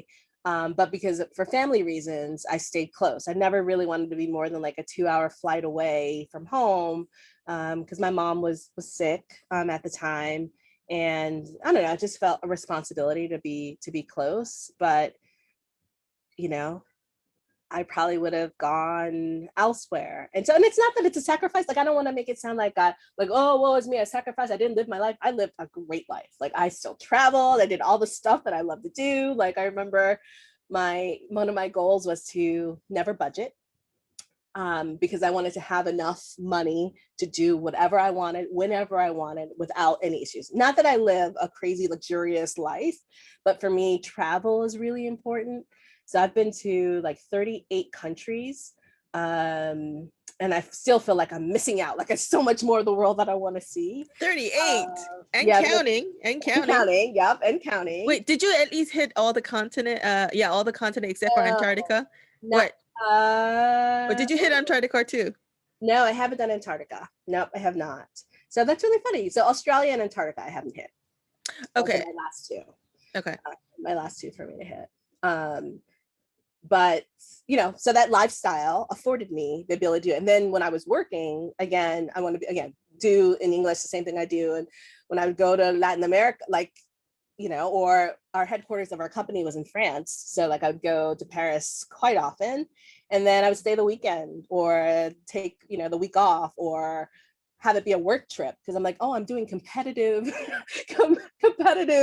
research to see what other products are in Sweden and wherever, you know, and I could write that off. So I don't say those things to say like, oh, woe is me, like I had to give up so much because of my family. But I did make a very conscious decision about what I would and wouldn't do, because my family is really, really important to me. And my nieces and my nephew are really, really important to me. Like, I wanted them, you know, before I had Kai, and I still do think of them as my children, I want them to have every opportunity in the world. So for me, the first time I left the country, I was 15 or 16. I went on a trip with school to, I studied in Italy. I did a study abroad in Italy for the summer. And so I'm like, okay, I want my nieces and nephew to go to another country before they turn 16. Like, that's my goal. And then, you know, I had them look at a globe and choose anywhere in the world they wanted to go. And I was hoping they would choose Australia or something like really fun, but instead they chose Paris, which is a place I would go for work. But I said, okay. And so we went to Paris when they were young. So like, not having the financial cushion meant for me that I wouldn't be able to give them those same opportunities. Again, not that they're asking me to do it, right? Not that it's, but in my heart, like, there's something that burns inside of me that says I need to help broaden the horizons of my family and have them have all the wonderful experiences that or at least the option to have those wonderful experiences that I had. And acting, you know, the lack of financial resources doesn't necessarily allow you to do it. However, I will say, as a corporate person who's very frugal, you know, I do have quite a bit in savings, you know, 401k plan. You know, it's funny, I talked to some of my friends who are longtime actors, and they're like, a what? You have a retirement? Like, so I feel very blessed to have this, you know, this has last my whole life, you know, until I get, you know, hit it big. But I at least have that to be able to help me and to help support my family, you know, in this time of transition, if you will. But yeah, so I'm grateful to corporate in that regards.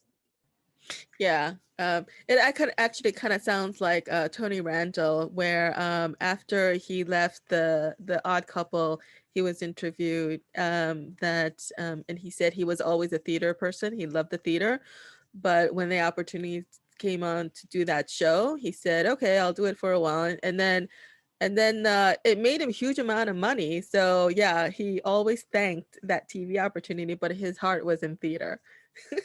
So yeah, I can totally relate to that. Tony and I like this. He's still alive? I don't even know. I was gonna ask. Yeah, is he still alive? Yeah. He's not. Tanya's saying no. Okay. Yeah. Rest in peace. So you mentioned Kai. Wait, how old was Kai? Oh, you said 2017 is when you make that decision, right? Yeah, 2017 is when I made the final decision to like. Okay. So Kai was like 2 or 3. Yeah. So he was a baby. Yep. Yeah. And at that time, I had actually gone back to corporate to work at a consulting firm. You know, it's hard to shake the bug. It's hard to shake that corporate bug. It's like, I don't know. But this job was supposed to be a remote job where I worked from home. It was supposed to be like all the wonderful things that I thought I could do, and then do other things, you know, be a mom and be able to pursue acting. And unfortunately, the reality of the situation was anything but. So I still had to go into the office every day. I traveled, but of my own accord, because I wanted to, and it just, I don't know, that's just who I am. Like, I'm just used to, you know, a lot of researchers did not travel, but that was, I don't know, a part of who I am. But I would say after the first year on that job, there was like a nail that like sealed it for me. And that one of the senior folks was like, it's imperative that this job gets done, and it must be done by this date. And it was an impossible deadline, like an impossible deadline. And I said, oh, I have a little reservations about this because it's pretty meaty, it's pretty big, and it requires an entire team. And at that point, I was working with researchers across the globe. So in India, Spain, France, South Africa. So tons of time zones, which again, I'm used to, but not working with so many time zones at the same time on one particular project with an incredible, impossible deadline. And she didn't want to hear it. She said it was so important, it was so critical. And then I literally sent my son to my sister's house for 2 weeks, and I worked on this project day and night. Like, I probably got in that week, I don't know, 4 hours of sleep total. And it was the most horrible moment of my life, but I got it done. And it was awesome, and it was amazing, and it was wonderful. Yeah. And the client didn't look at it, right? She didn't look at it. This impossible deadline that must be met. And that for me, I was like, game over. Like, if you're going to kill me, I'm going to sacrifice my family and my time for this. No, it is not that important. So that for me, and that needed to happen, to be honest, to really push me over the edge, to be like, they don't care about you. And if they are willing to do that to you, girl, really, you were old enough. So do that for yourself. And so that was when I was like, no more long hours, no more any of this. Like, it is what it is. And it was all about me. And I, you know, try to get the context that I needed in order to feel like I was leaving on like a good footing, the experience and the projects that I needed that would help me in the future and do a good job, because that really is important to me, is doing a good job, but it was no longer sacrificing me for the company. So I kicked that corporate experience to the curb with a vengeance. Well, good for you. Yeah. You know, it's not always easy to make that tough decision, you know? And yeah. So and the funny thing is, I remember like when I let them know that I was leaving, some people were like, take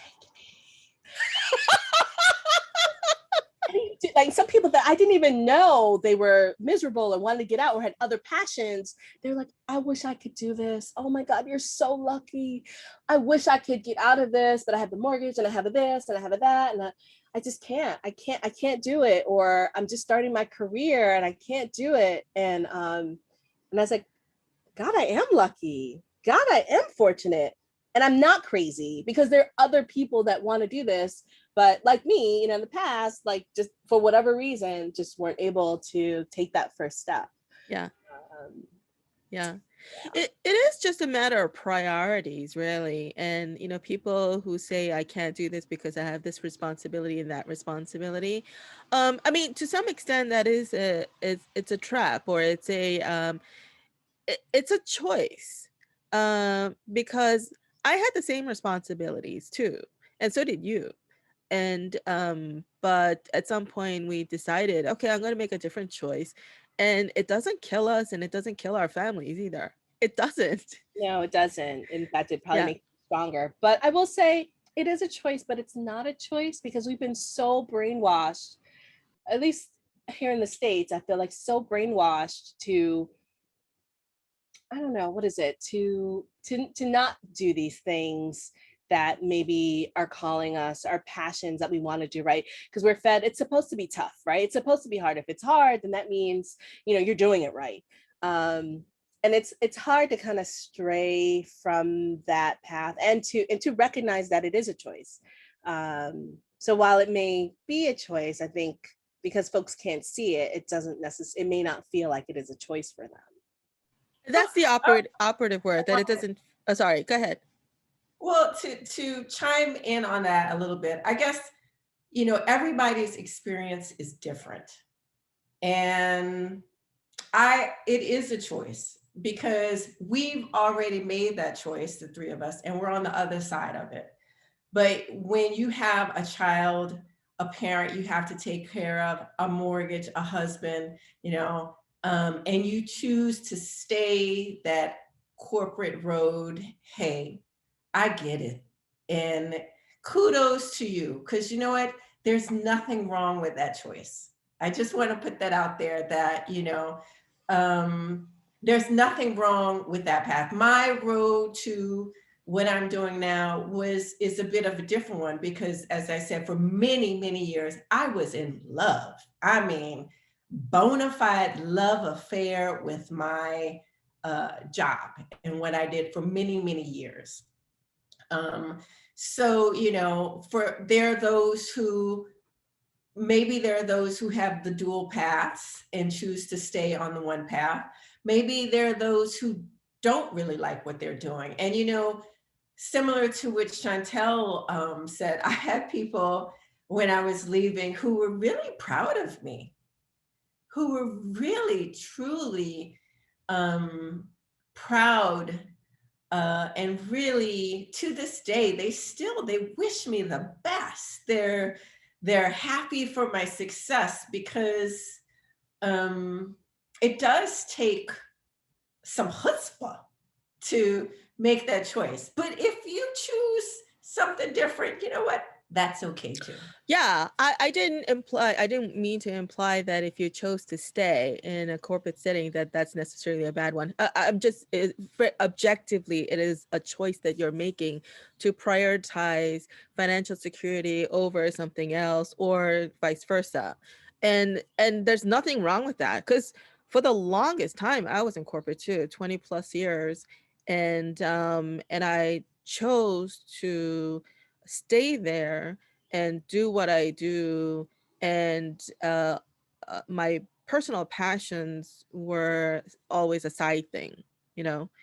And that was a choice that I made at the time, because I never saw myself, uh, in a corporate setting as a career, much less a financial institution. When I was 16, I thought banks were evil. I had some pretty radical thoughts when I was 16. I hated Reagan for entering into the arms race. And I wrote a poem at that time about like how I want the atom bomb to drop right above me. Just take me out, take me the fuck out. And You got to find that poem. it is lost. It's my fault for losing it. And I think the poem starts with like "Dear Ronnie" or something like that. And yeah, so when I was 16, I was like, I will never work for, like a bank, and where do I end up? And my first and last corporate job is at a bank. I was in a bank for 20 plus years. Not in banking per se, but still in that environment. And also I decided that, and similar to you, Shantel, like I could never make it as a writer. At the time, I wrote poems, and I knew like I'm not going to make any living as a poet. Forget it. And so I did struggle with that a little bit, and but at the same, and there was this PBS special that I was watching at the time, and the speaker, I think she passed away recently, maybe last year or the year before. Barbara Sher, she wrote a book. I forget what the title of the book was, but anyway, she was doing these talks on PBS, and I happened to catch one of it. And her thing is, don't throw away your passion, what you love to do. Even if you can't make a career out of it, do it as a side thing, and that's perfectly fine. You know, if you have a job that pays the bills, then keep that job and use that to subsidize your passion. And I'm like, what a brilliant idea. So at that point I decided, okay, that's what I'm going to do. I'm going to, because I don't hate my job. Actually, I enjoyed for the most part of my my corporate career. I enjoyed what I was doing. Otherwise, I wouldn't have stayed for that long. But I did enjoy it, and so, hey, I'm enjoying it. I'm making good money. I'm supporting my family as much as I could, and so there's nothing wrong with that. And you know, whatever I want to do on the side, I will do. So I did spend a lot of money on the side things, so that's where all my disposable income went. um, yeah. So, how do we get on to this? Oh, yes, a choice. Yes. Right. Yeah. Yeah. And so, and at some point, I guess my decisions change. Yeah. Shantel, you were going to say something. No, I was going to say, and the beautiful thing that I can say now, like what I see now sitting in this position, is that all roads, the beauty is that we have the power to choose these different roads, right? And even after you choose, you can always go back. It's not a forever choice. So I remember I was talking to some kids who were in high school who were trying to figure out, like, what do I do when I grow up? What path do I take? And I'm like, just take the one that calls you. There's no wrong answer. And if you find out along the way, yeah, this really isn't for me, you can totally switch, because honestly, a lot of the skills are transferable. So maybe that's the marketing person in me that's, talking about positioning and how you position things. But truth be told, they're all very transferable, and you're a smart person, so making that change can be easy. You just have to go about it in a strategic way. And honestly, even if you don't do it strategically as you're doing it, when you step back, you'll have the maturity and the foresight to be able to make it seem like it was strategic. So don't stress about it. That's right, because you can reposition it in hindsight too. It's like, oh, there was a purpose why I screwed that up, because I learned from it and I screwed that up and I learned from that, and so forth. Yeah, absolutely. And then as an actor, I feel like all of my experiences that I've had as a mom, as a student, as a Black woman, like all of these things are things that I pull from in acting. Little things on the shelf that I have, like the different emotions that I want to be able to tap into. The time I got slighted for something, the time I got excited, or the time I had to ream someone out, like all of these things aren't lost on acting. I think that's why I love acting so much, is that nothing is lost in acting. And I know someone said that to me sometime, and it probably didn't mean anything then. But now it really means something to me, right? When you agree, Tanya, like, do you feel that way? Yes. Yes. I think I said it earlier that, again, my corporate career and everything I learned, I mean, I every part of it is with me, all of it, all of the skills, the communication skills, the emotions, the different ways you would relate in that corporate structure, the feelings of being in that corporate structure as a Black woman. All of those things are now with me, and I use all of them. So I think the streaming might end in a few minutes, but I'm just gonna keep going. So if the streaming ends, it ends. But as far as our time, we have a bit more time, so we could keep going. So can I ask you a question, JJ? Yeah. Because you've heard us talk about our origin stories and what brought us to where we are. I'm curious, the beer cake podcast, like how did that come about? it was an excuse for me to drink beer on air. No, I'm kidding. So there's a sort of a couple of different, actually I would say 3 different origin stories. So let me quickly address the corporate curb kicking. I am actually technically not a corporate curb kicker. what I went on was a sabbatical that ended up lasting 4 years. And Girl, you a Curbkicker, stop playing. I know. I know I'm partially in denial, but I went on a sabbatical in 2017, and I've just never gone back. And I am still leaving that window open. And well, you should. Yeah. Apropos to our conversation that we had, and well, you should. Yeah, exactly. Because at some point I might decide, okay, enough with this. I think I want to get back into the fold and do what I do. Who knows? But I have not decided yet to completely sever that tie. But anyway, so that's that. But I did leave in 2017. At the time I left, I was very unhappy. And I would say 2017. Yeah, 2017. That's like, isn't your year 2017 too, Tanya? Yes, my year is also. Oh, what happened in 2017 that made us, all three of us, My make year that is also decision? That's kind of crazy. Something in the water. That is funny. Wait, mine was May 2017. What was yours? My departure was officially September 2017, but mentally it happened in January of 2017. Yeah, me too. Mentally, it was around January 2017. So what happened was there was a corporate restructuring that happened in 2017, which was actually sort of the last straw for me, because there were a series of corporate restructures. But the 2017 one hit me in ways that I was not prepared to really handle. Because they completely restructured me and my team in ways that I wholly did not agree with, and nor was I consulted or even given an inkling at all that that would have been a possibility, prior to actually happening. So I was basically told, after everyone has made the decision, said, oh, this is what's going to happen starting, January 2017. And I'm like, so I was like, okay, I'll be a team player. It's fine. Because the job itself that I was doing, I actually did enjoy.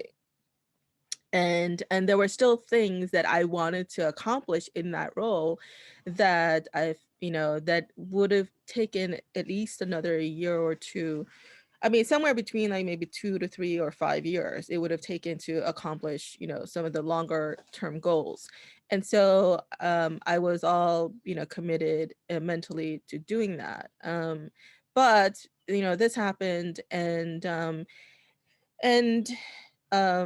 and even after the restructuring, so there was a sort of a firm-wide, company-wide restructuring, and then within each department or each division, there were continuing restructuring and shuffling around and stuff, and it just kept going that way. And and to a point where I was like, I no longer felt uh, um, I no longer cared if I did a good job.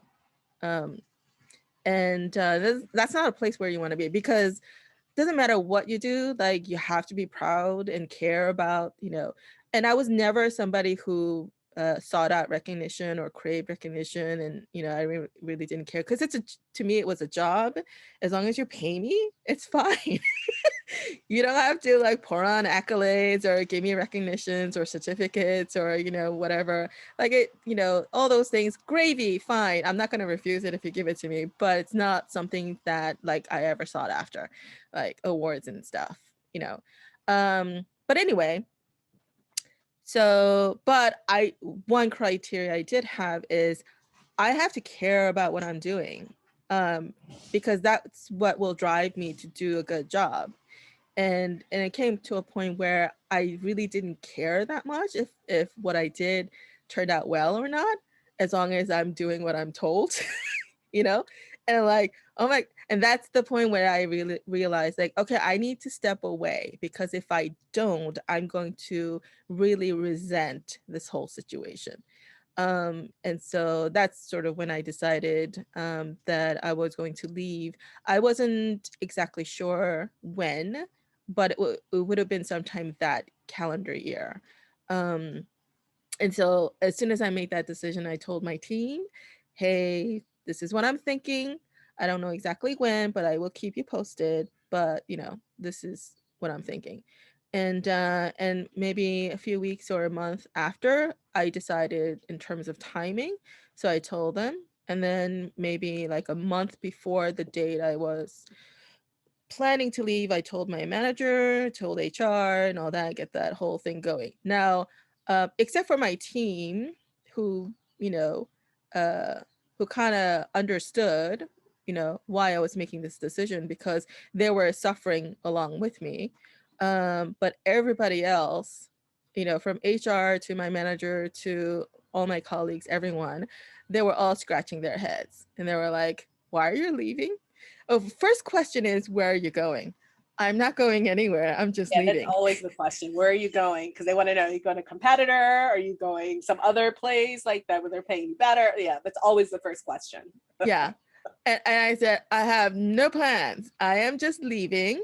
I'm taking time off and then I'll figure out what I'm going to do next. And so when they hear that, then the next comment is, wow, you're so brave. I wish I could do that. And at the time, I didn't think I was being brave. At the time, I felt like I had no choice but to leave.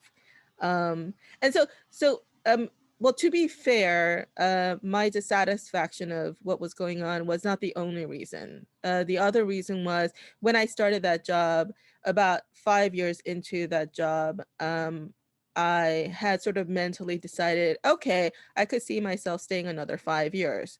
And but I couldn't really see myself staying longer than that unless something, dramatic happened, like a huge promotion or, different sort of position or, something happened that made me stay longer. So I already sort of had that timeline in mind anyway. And September of that year would have been my 10-year mark. So I just left like 4 months earlier. So there was that. And the other thing was, so like Tanya and also Shantel, you too. But Tanya, you really sort of hone in on that pull that you got, right? Except I didn't know what was pulling me. All I knew was that something, and I even said this to one of my colleagues when she asked me, like, why are you really leaving? And I said, because something's calling me. Something's out there is calling me. I don't know what it is yet, but something out there is calling me. So I have to go. So yeah, so that's kind of like why I left. And then I traveled for about 6 months. And then I came back and I was completely burnt out from travel. So I vegetated for another couple of months. And then I started taking, random classes and going to different workshops and talks and stuff. And I was taking this marketing class, digital marketing class in the summer of 2018. And, just for fun. I was doing it just for fun, actually. And it was targeted to small business people. And so everybody else in the room were small business owners or entrepreneurs or would-be entrepreneurs, except for me. I was the only one who was like, la di da, this is fun. Oh, I'm eating it up. And then, but everybody else, because they have their business in mind, they have to do everything else. And on top of this, they have to worry about marketing. And also not all of them were tech savvy. And so they were struggling with some of the concepts and everything. And so, and like second class in, I realized, oh, hey, I could help these people. So maybe that's what I should be doing. I should be consulting. I will say this, that, I think I'm a good consultant. What I'm not is a good self-promoter. I know, which is kind of ironic that a digital marketing person is not good at promoting marketing oneself. It's not ironic. It happens. It's like the cobbler's children have no shoes. It's that same phenomenon. So Yeah. I don't feel bad about that because it Yeah. really isn't ironic. It's very true. I kind of do suck at marketing myself. but I'm a good consultant. So if you're listening to this and you need some digital marketing, shameless plug here. I mean, I am still doing it. I still have one client that I'm working with, and you know, but otherwise, like COVID just, sent everyone, made everyone retreat their budgets. So the first thing to go is freelancers and consultants and contract workers. And so, and since COVID hit, I didn't put myself out there. I felt like, so I was kind of rethinking like, oh, maybe it's time to get a regular job for a while until I figure out what the next step is, but still doing consulting on the side, if clients do come along. Anyway, so that's that. The beer cake thing. So that's another origin story. So beer cake is two parts. One, the story about beer cake. So beer cake is an actual thing, as we saw. It's a cake that you could eat. It is the first cake that I learned how to make. It's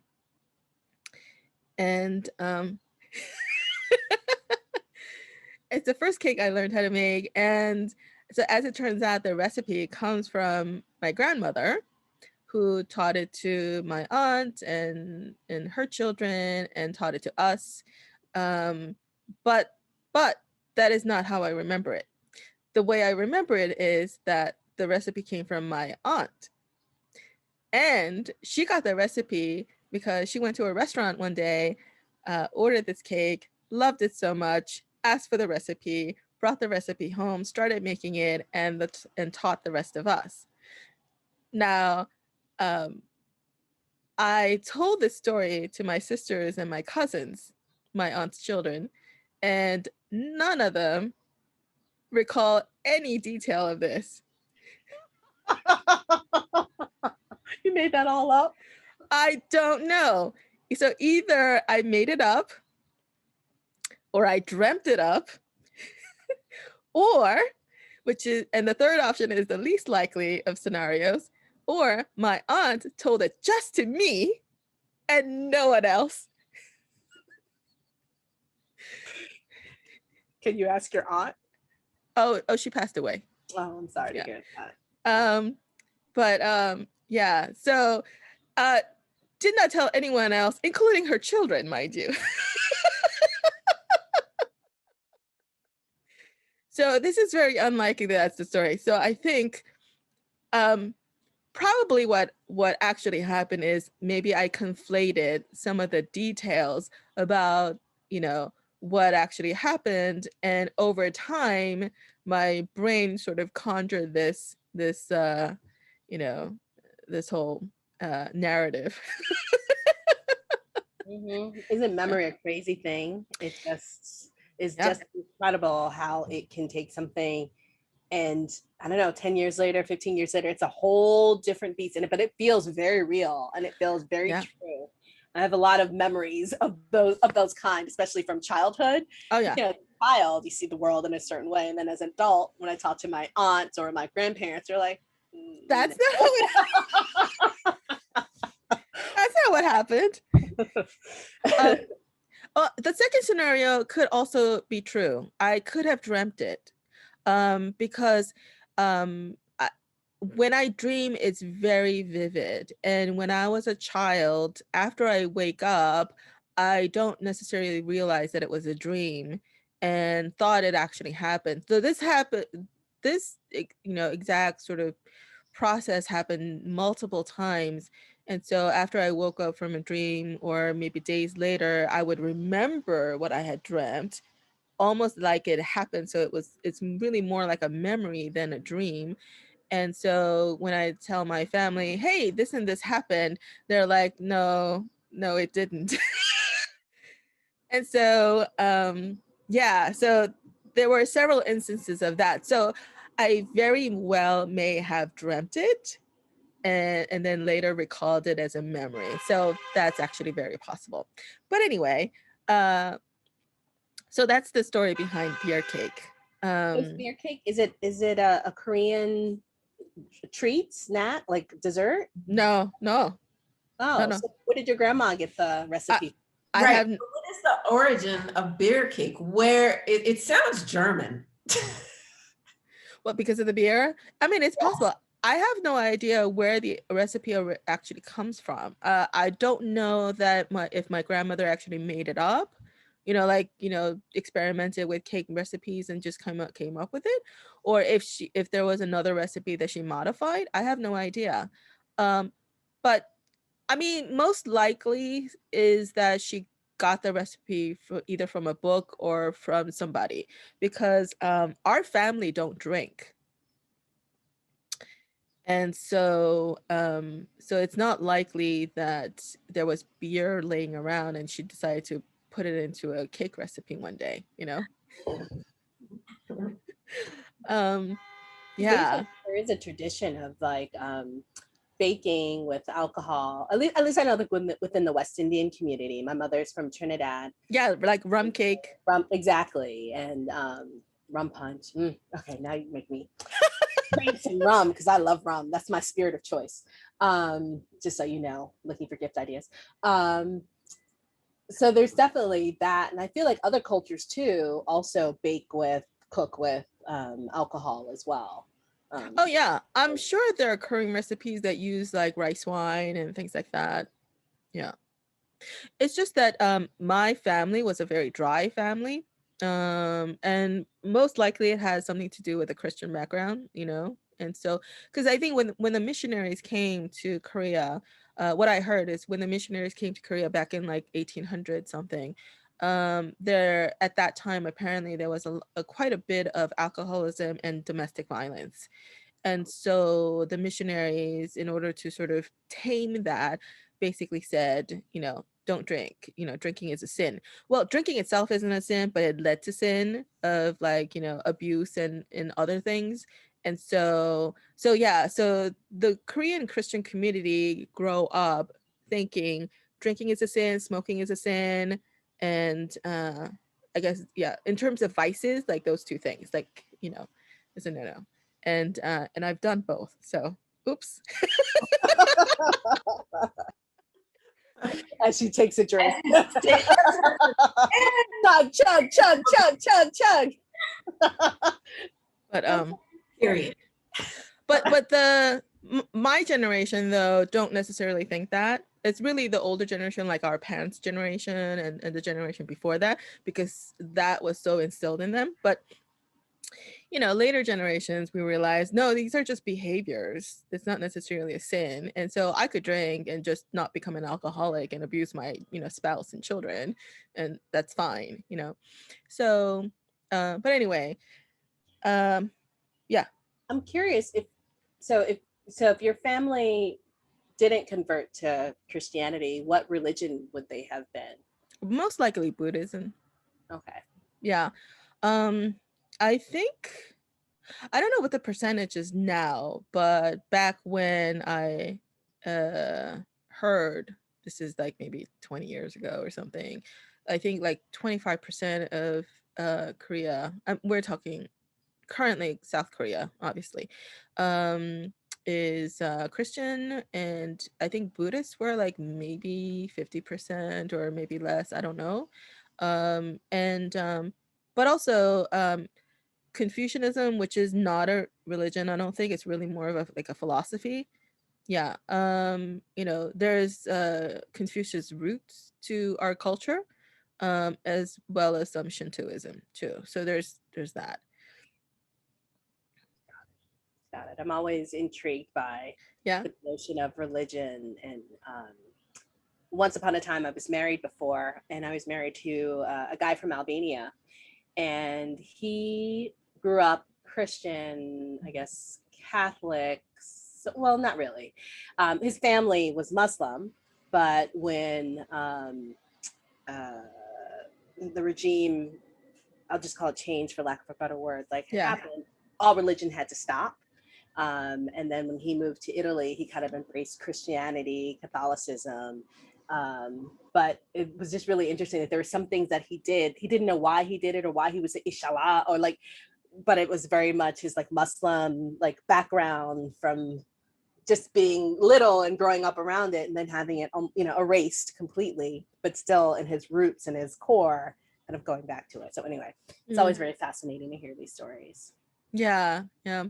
I think my parents were Christian, I think. Because I think both of them went to church when they were young. So either their parents were Christian or at least they sent their kids to church. So yeah. But anyway, so going back to beer cake. So why the podcast? So I was always interested in long form conversation. And this goes back to when I was a child, you know, having long conversations with people and finding out like how they think, their background, what do they think about this and that, and let the conversation, you know, just kind of take us wherever it takes us to, you know. So that was always something that I enjoyed doing. Now, speed up the timeline to when I was like in my 20s. My first sort of long form conversation on media that I fell in love with was the Charlie Rose show. Until then, like all interview shows were very short, you know, like late night talk shows, and even if it's like an interview, there were like 10-20 minutes max, you know, and you really didn't get the heart of like who the person was, you know. And so, and I'm always interested in who you are, like who you are, how did you become this way, what are some values and beliefs and all in motivations and all these things that make up who you are, because none of us are, you know, one-sided. We have so many different aspects to who we are and how we became. Um, so yeah, so I would watch Charlie Rose like on a nightly basis, and it was, you know, I loved it. And at some point, like I stopped watching TV. This is probably when TV went digital. Then I started, you know, watching stuff on you know, on the internet. And many years later, I came across podcasts,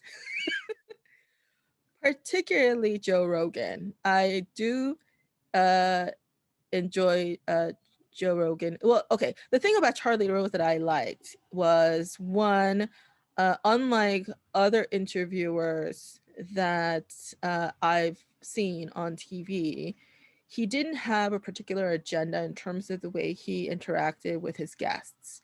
He actually did come across genuinely interested in wanting to hear their story and let them tell it. So he didn't really interject that much. He would ask questions. None of them were leading questions. And also, he interviewed people from all backgrounds, from politicians to entertainers to writers to philosophers to, you know, what have you. And so that just kind of broad spectrum of things. I'm like, yeah, you know what? This is awesome. I'm like, what an awesome thing. What an awesome job this person has. Like, if I could do that, that'd be, but I didn't think in those terms necessarily that that's what I wanted to do. And then so many years later, Joe Rogan's a very similar concept. He talks to anyone and everyone.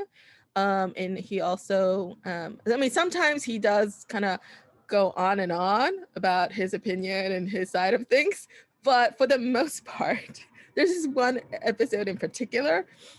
He was interviewing this, she happened to be Asian woman, came from a research background, I think research psychology or geneticist or something. It was something in the sciences.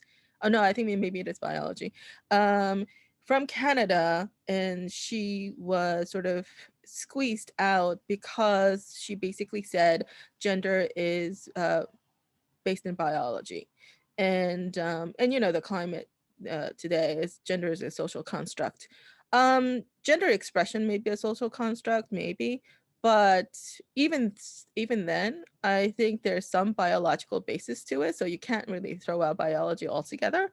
I don't think that makes sense. But anyway, but in the academic world, that's a no-no. And so she was, you know, essentially squeezed out, and so she had to kind of like find her own way, and she's doing well. But she came on Joe Rogan's podcast to talk about that. But the like 2 or 3 hours he was talking to her, like he hardly let her say anything because I don't know, because I think he had so much to say on the topic himself. Chantel, you're on mute, so I don't know what you're saying. No, I was just agreeing with you. I was just laughing along with you. That's all. But anyway, aside from that, Joe Rogan, if you're listening, you're my role model. So when it comes to podcasts, and what other names did you think about? What other names? For the podcast. Mm-hmm. Oh, I see. Names of the podcast. So my first, well, actually, no, there's more to the story. So let me actually finish that. Go ahead. So that was that. So, you know, I was always interested in it, but really interested in it more, I think, as a consumer than somebody who would actually do something like this. But then there was also, you know how like sometimes things come at it from different angles, but they sort of converge. So I think this is kind of like what happened. So another angle it came through was that, you know, a lot of what you find on the internet because of the algorithm is that, you know, so much of it is just shock value and so much of it is just controversial that there isn't enough of a moderate voice that's out there. You know, normal people talking about normal shit, things that happen normally to us, and so much of it is just really complex and nuanced that you really have to think it through and talk it through, especially when it comes to people of different backgrounds, talking about different issues, and, you know, and conflicts and all these things. You really need to sit down with people and just talk and get to know them on a human level before, you know, otherwise it just is what happens on Twitter, you know. Which is just people kind of tweeting at each other, going back and forth and having no true dialogue or conversation. No dialogue at all. Yeah.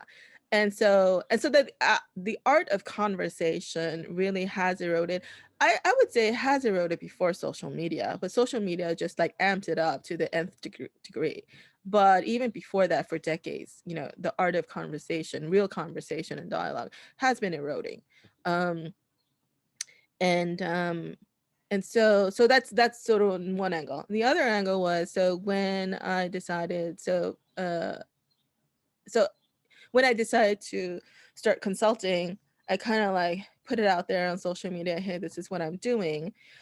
And a colleague of mine, a former colleague of mine, hit me up on LinkedIn and said, oh, this is great. You know, I would love to talk to you about, you know, I'm doing something. I would love to, you know, even maybe hire you. You know, I don't know. I didn't know how serious she was about it. So I responded. And then we started talking. And I said, okay, great. And I said, I'd be willing to do it for free just to, you know, get some experience under my belt, you know? Come on now, we got to stop giving away our things for free. Present company included. I'm totally there. Like, I'm guilty of it. But we need to stop giving our shit away for free. We offer so much, like so much. People got to pay or barter. We could barter. I think that's a fair exchange. Yeah. So I you know, anyway, so we started talking, and at one point, I didn't know her too well, but I knew her well enough to get a sense of her personality. And I'm usually right about that, you know, getting a sense of like people, where they're coming from. And so I think maybe even on the very first call that I had with her, I said, just to put it out there, hey, would you be willing to do a podcast with me? And without hesitation, she said yes. So over the next 2 years, the following 2 years, we've been talking on and off about the possibility of doing a podcast together. Now, long story short, obviously, since I'm doing this solo, that didn't work out. What happened was, like, as we started sort of hammering out the details, that the longer we talked about it, the more it became clear to me that my ideas and her ideas were sort of diverging. And so it seemed that, you know, and I couldn't persuade her to come to my side completely. So we either had to meet in the middle, or I would have to go to her side. And this is really more on the aspect of structure and, you know, and format and things like that. So not necessarily like, you know, yeah.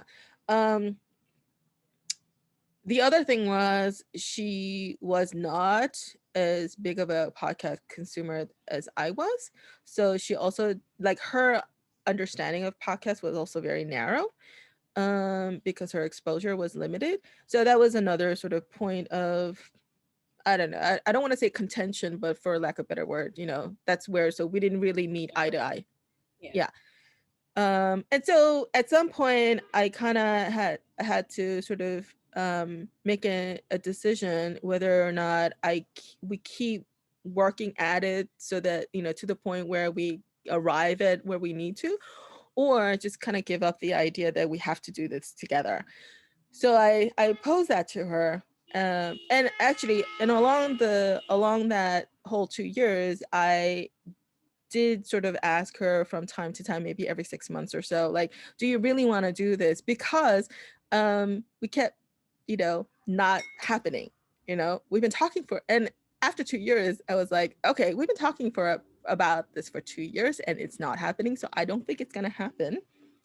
So just be honest and say, it doesn't seem like you necessarily really want to do this, at least in the way that I want to do it. If that's the case, then we need to actually just put this aside. Not that we kill it altogether. The idea is still there. Because in terms of formatting, I think we got to a place where we could both agree, but it still wasn't happening. And so I said, okay, I think we could just say, okay, let's just put it aside and come back to it. Well, there's no reason why we can't surprise ever for come me. back to So, but in the meantime, you're definitely right. I was like, wow, that's so cool. And so, I love the name Beer So Cake. when we came to that agreement, it was easy for me to then put in all the legwork to get this launched. And then, so between that conversation and the launch, it happened like in under 2 months.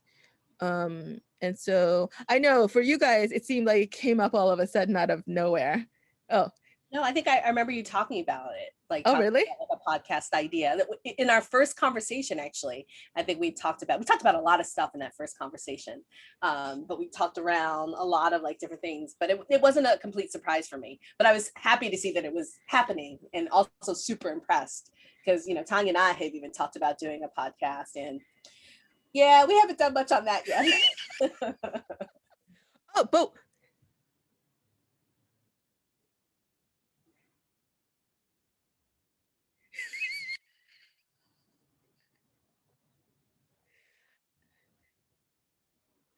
ooh, hey, that's nice. I might steal that.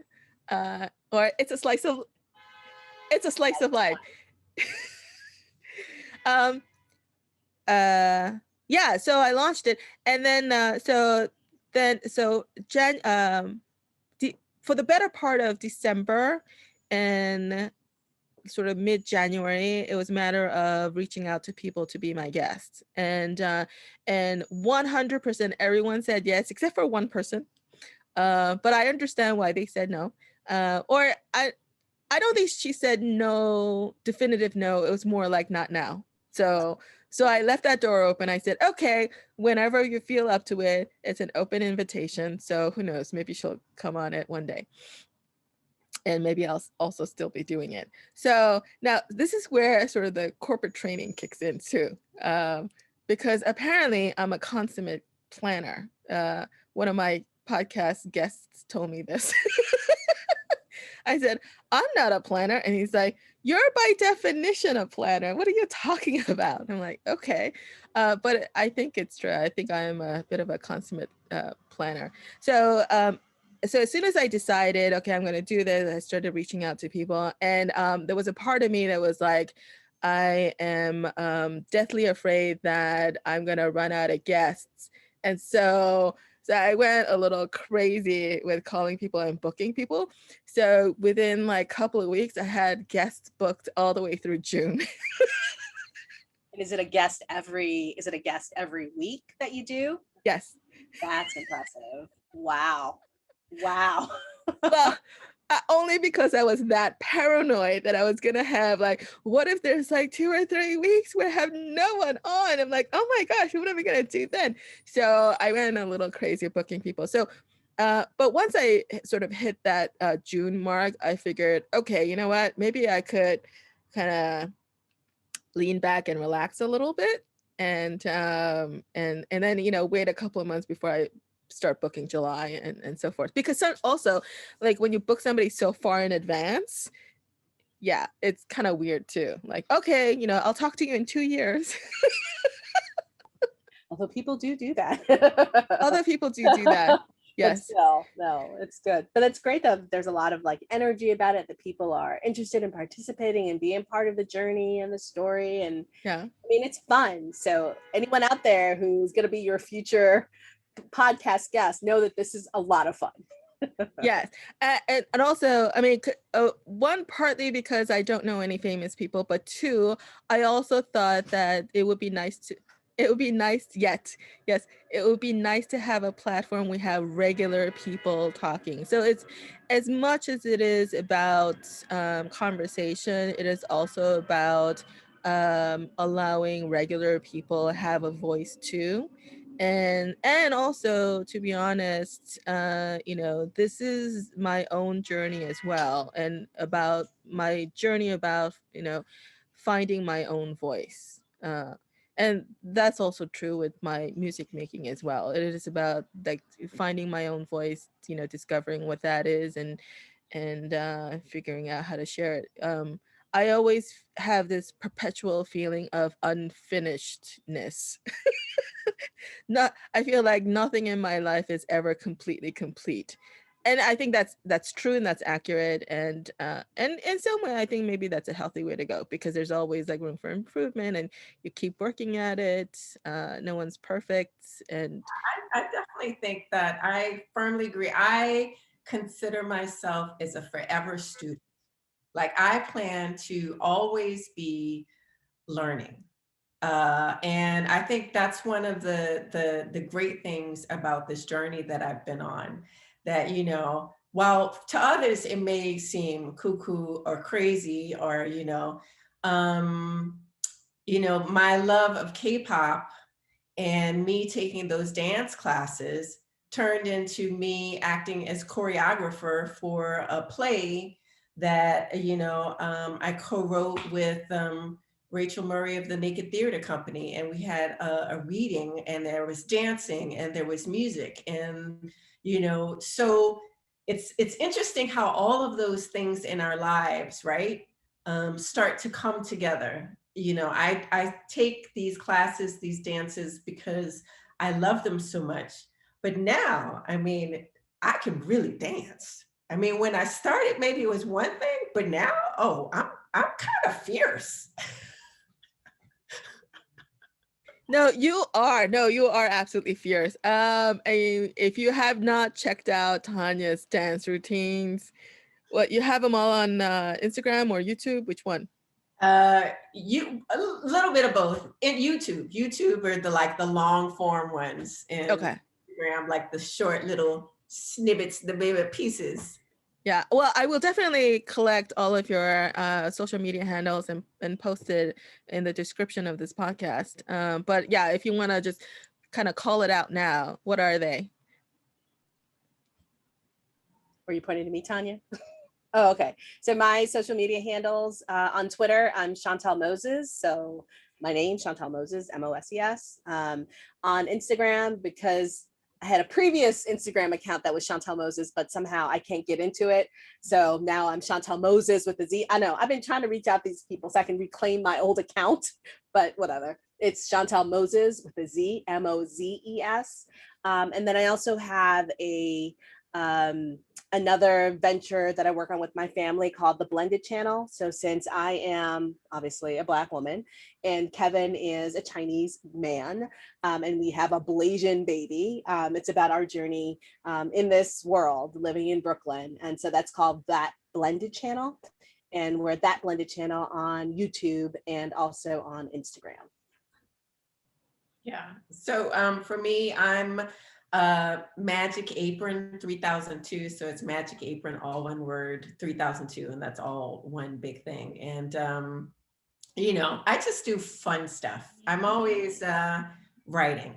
And I consider myself now, well, not consider myself, I'm a skit writer, you know. It started as just something fun, but now I write skits all the time. And so, you know, I have my K-pop dancing thing. I have the stuff that, you know, we've done together that it usually starts with me, a conversation like this. Shantel, I have this idea. Okay, so we're walking, it's slow motion, and then there's this explosion. And, you know, and Shantel. Because there are always explosions. Yeah, there's always explosion.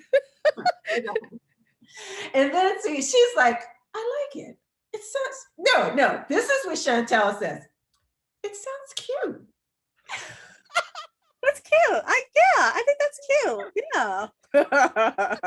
Definitely not as, you know, whereas Tanya's like, whoa, I'm like, ew. Well, let's think about that.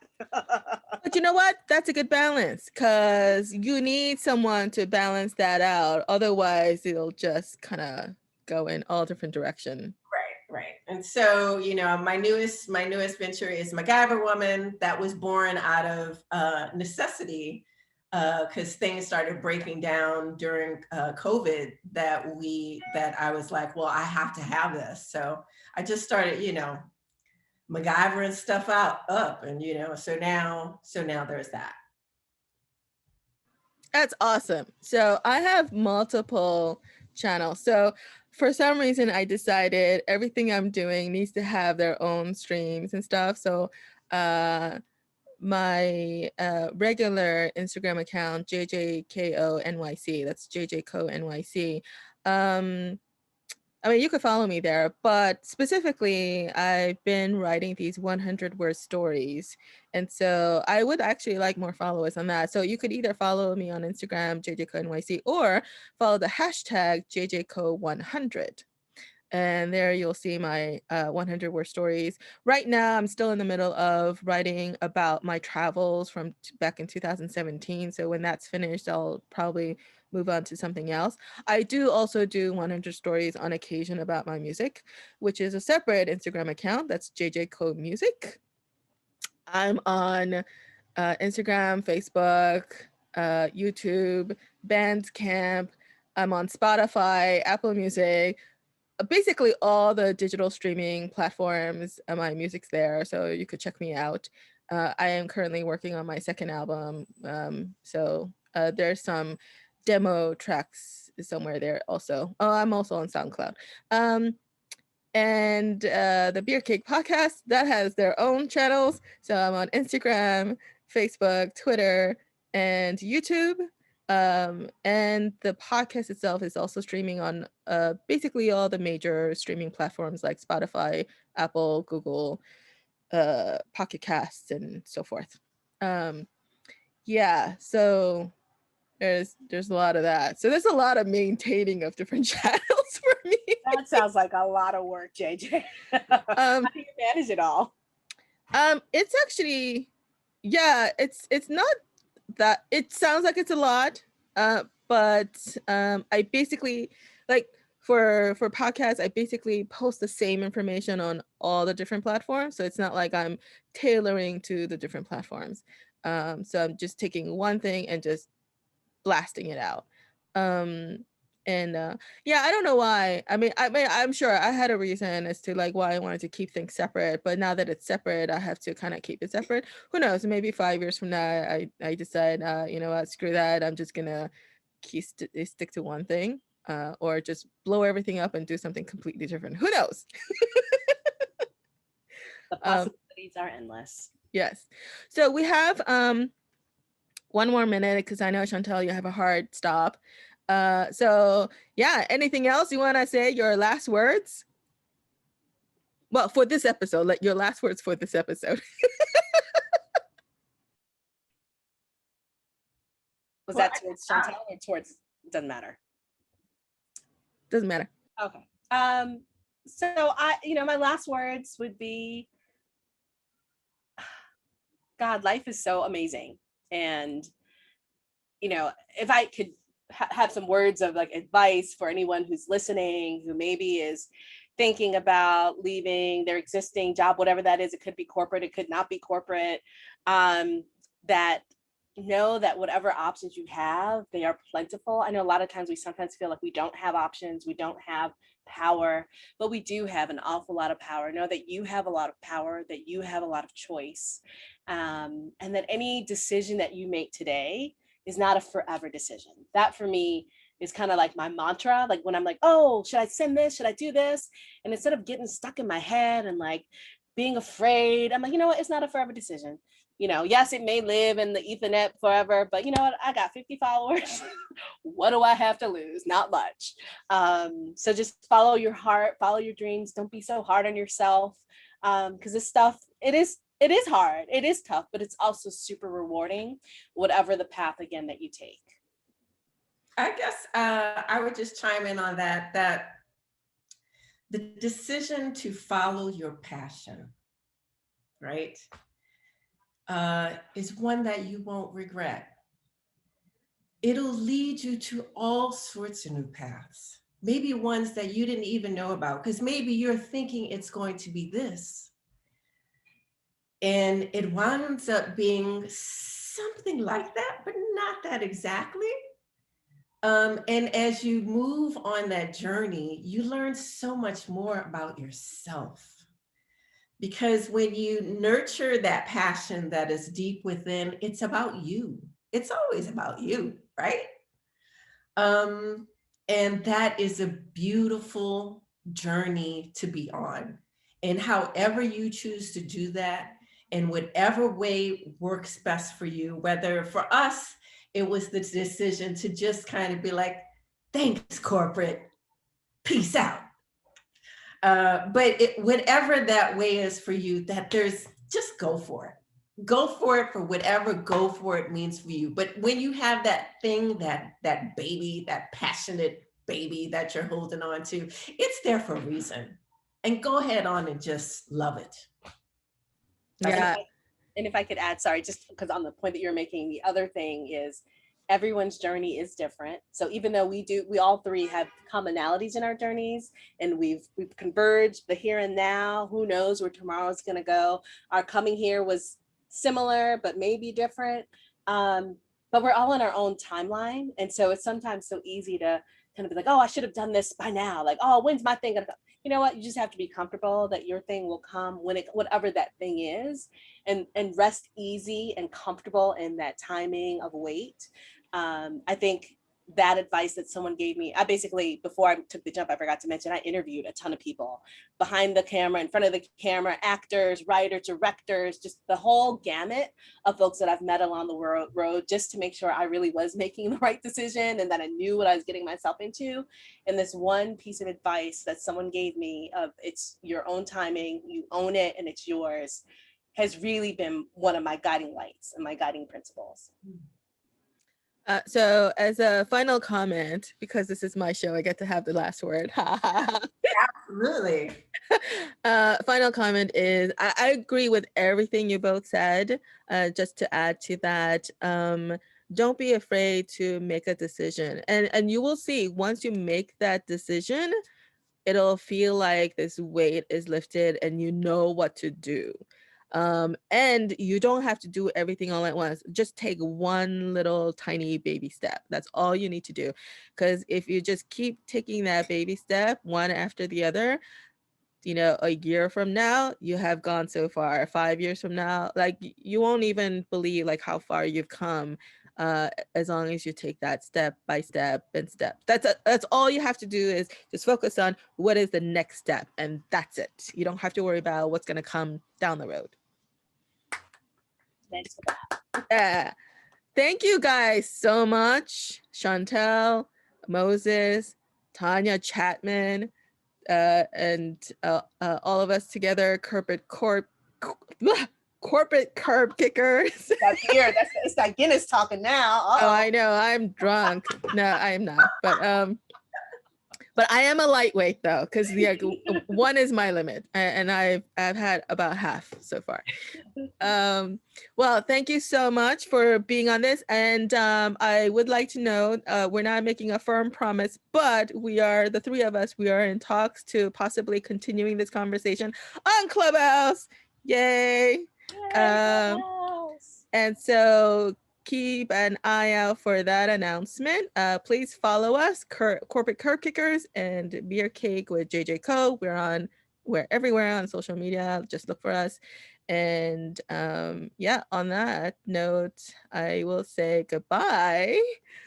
Bye. Love you guys. Bye. Love you too. Now you got to do in all the languages that you know. Adios. Ciao. Adios. Ciao. What else? Sayonara. 안녕. 안녕히 가세요. 또 만나요. See you again. Thank you guys.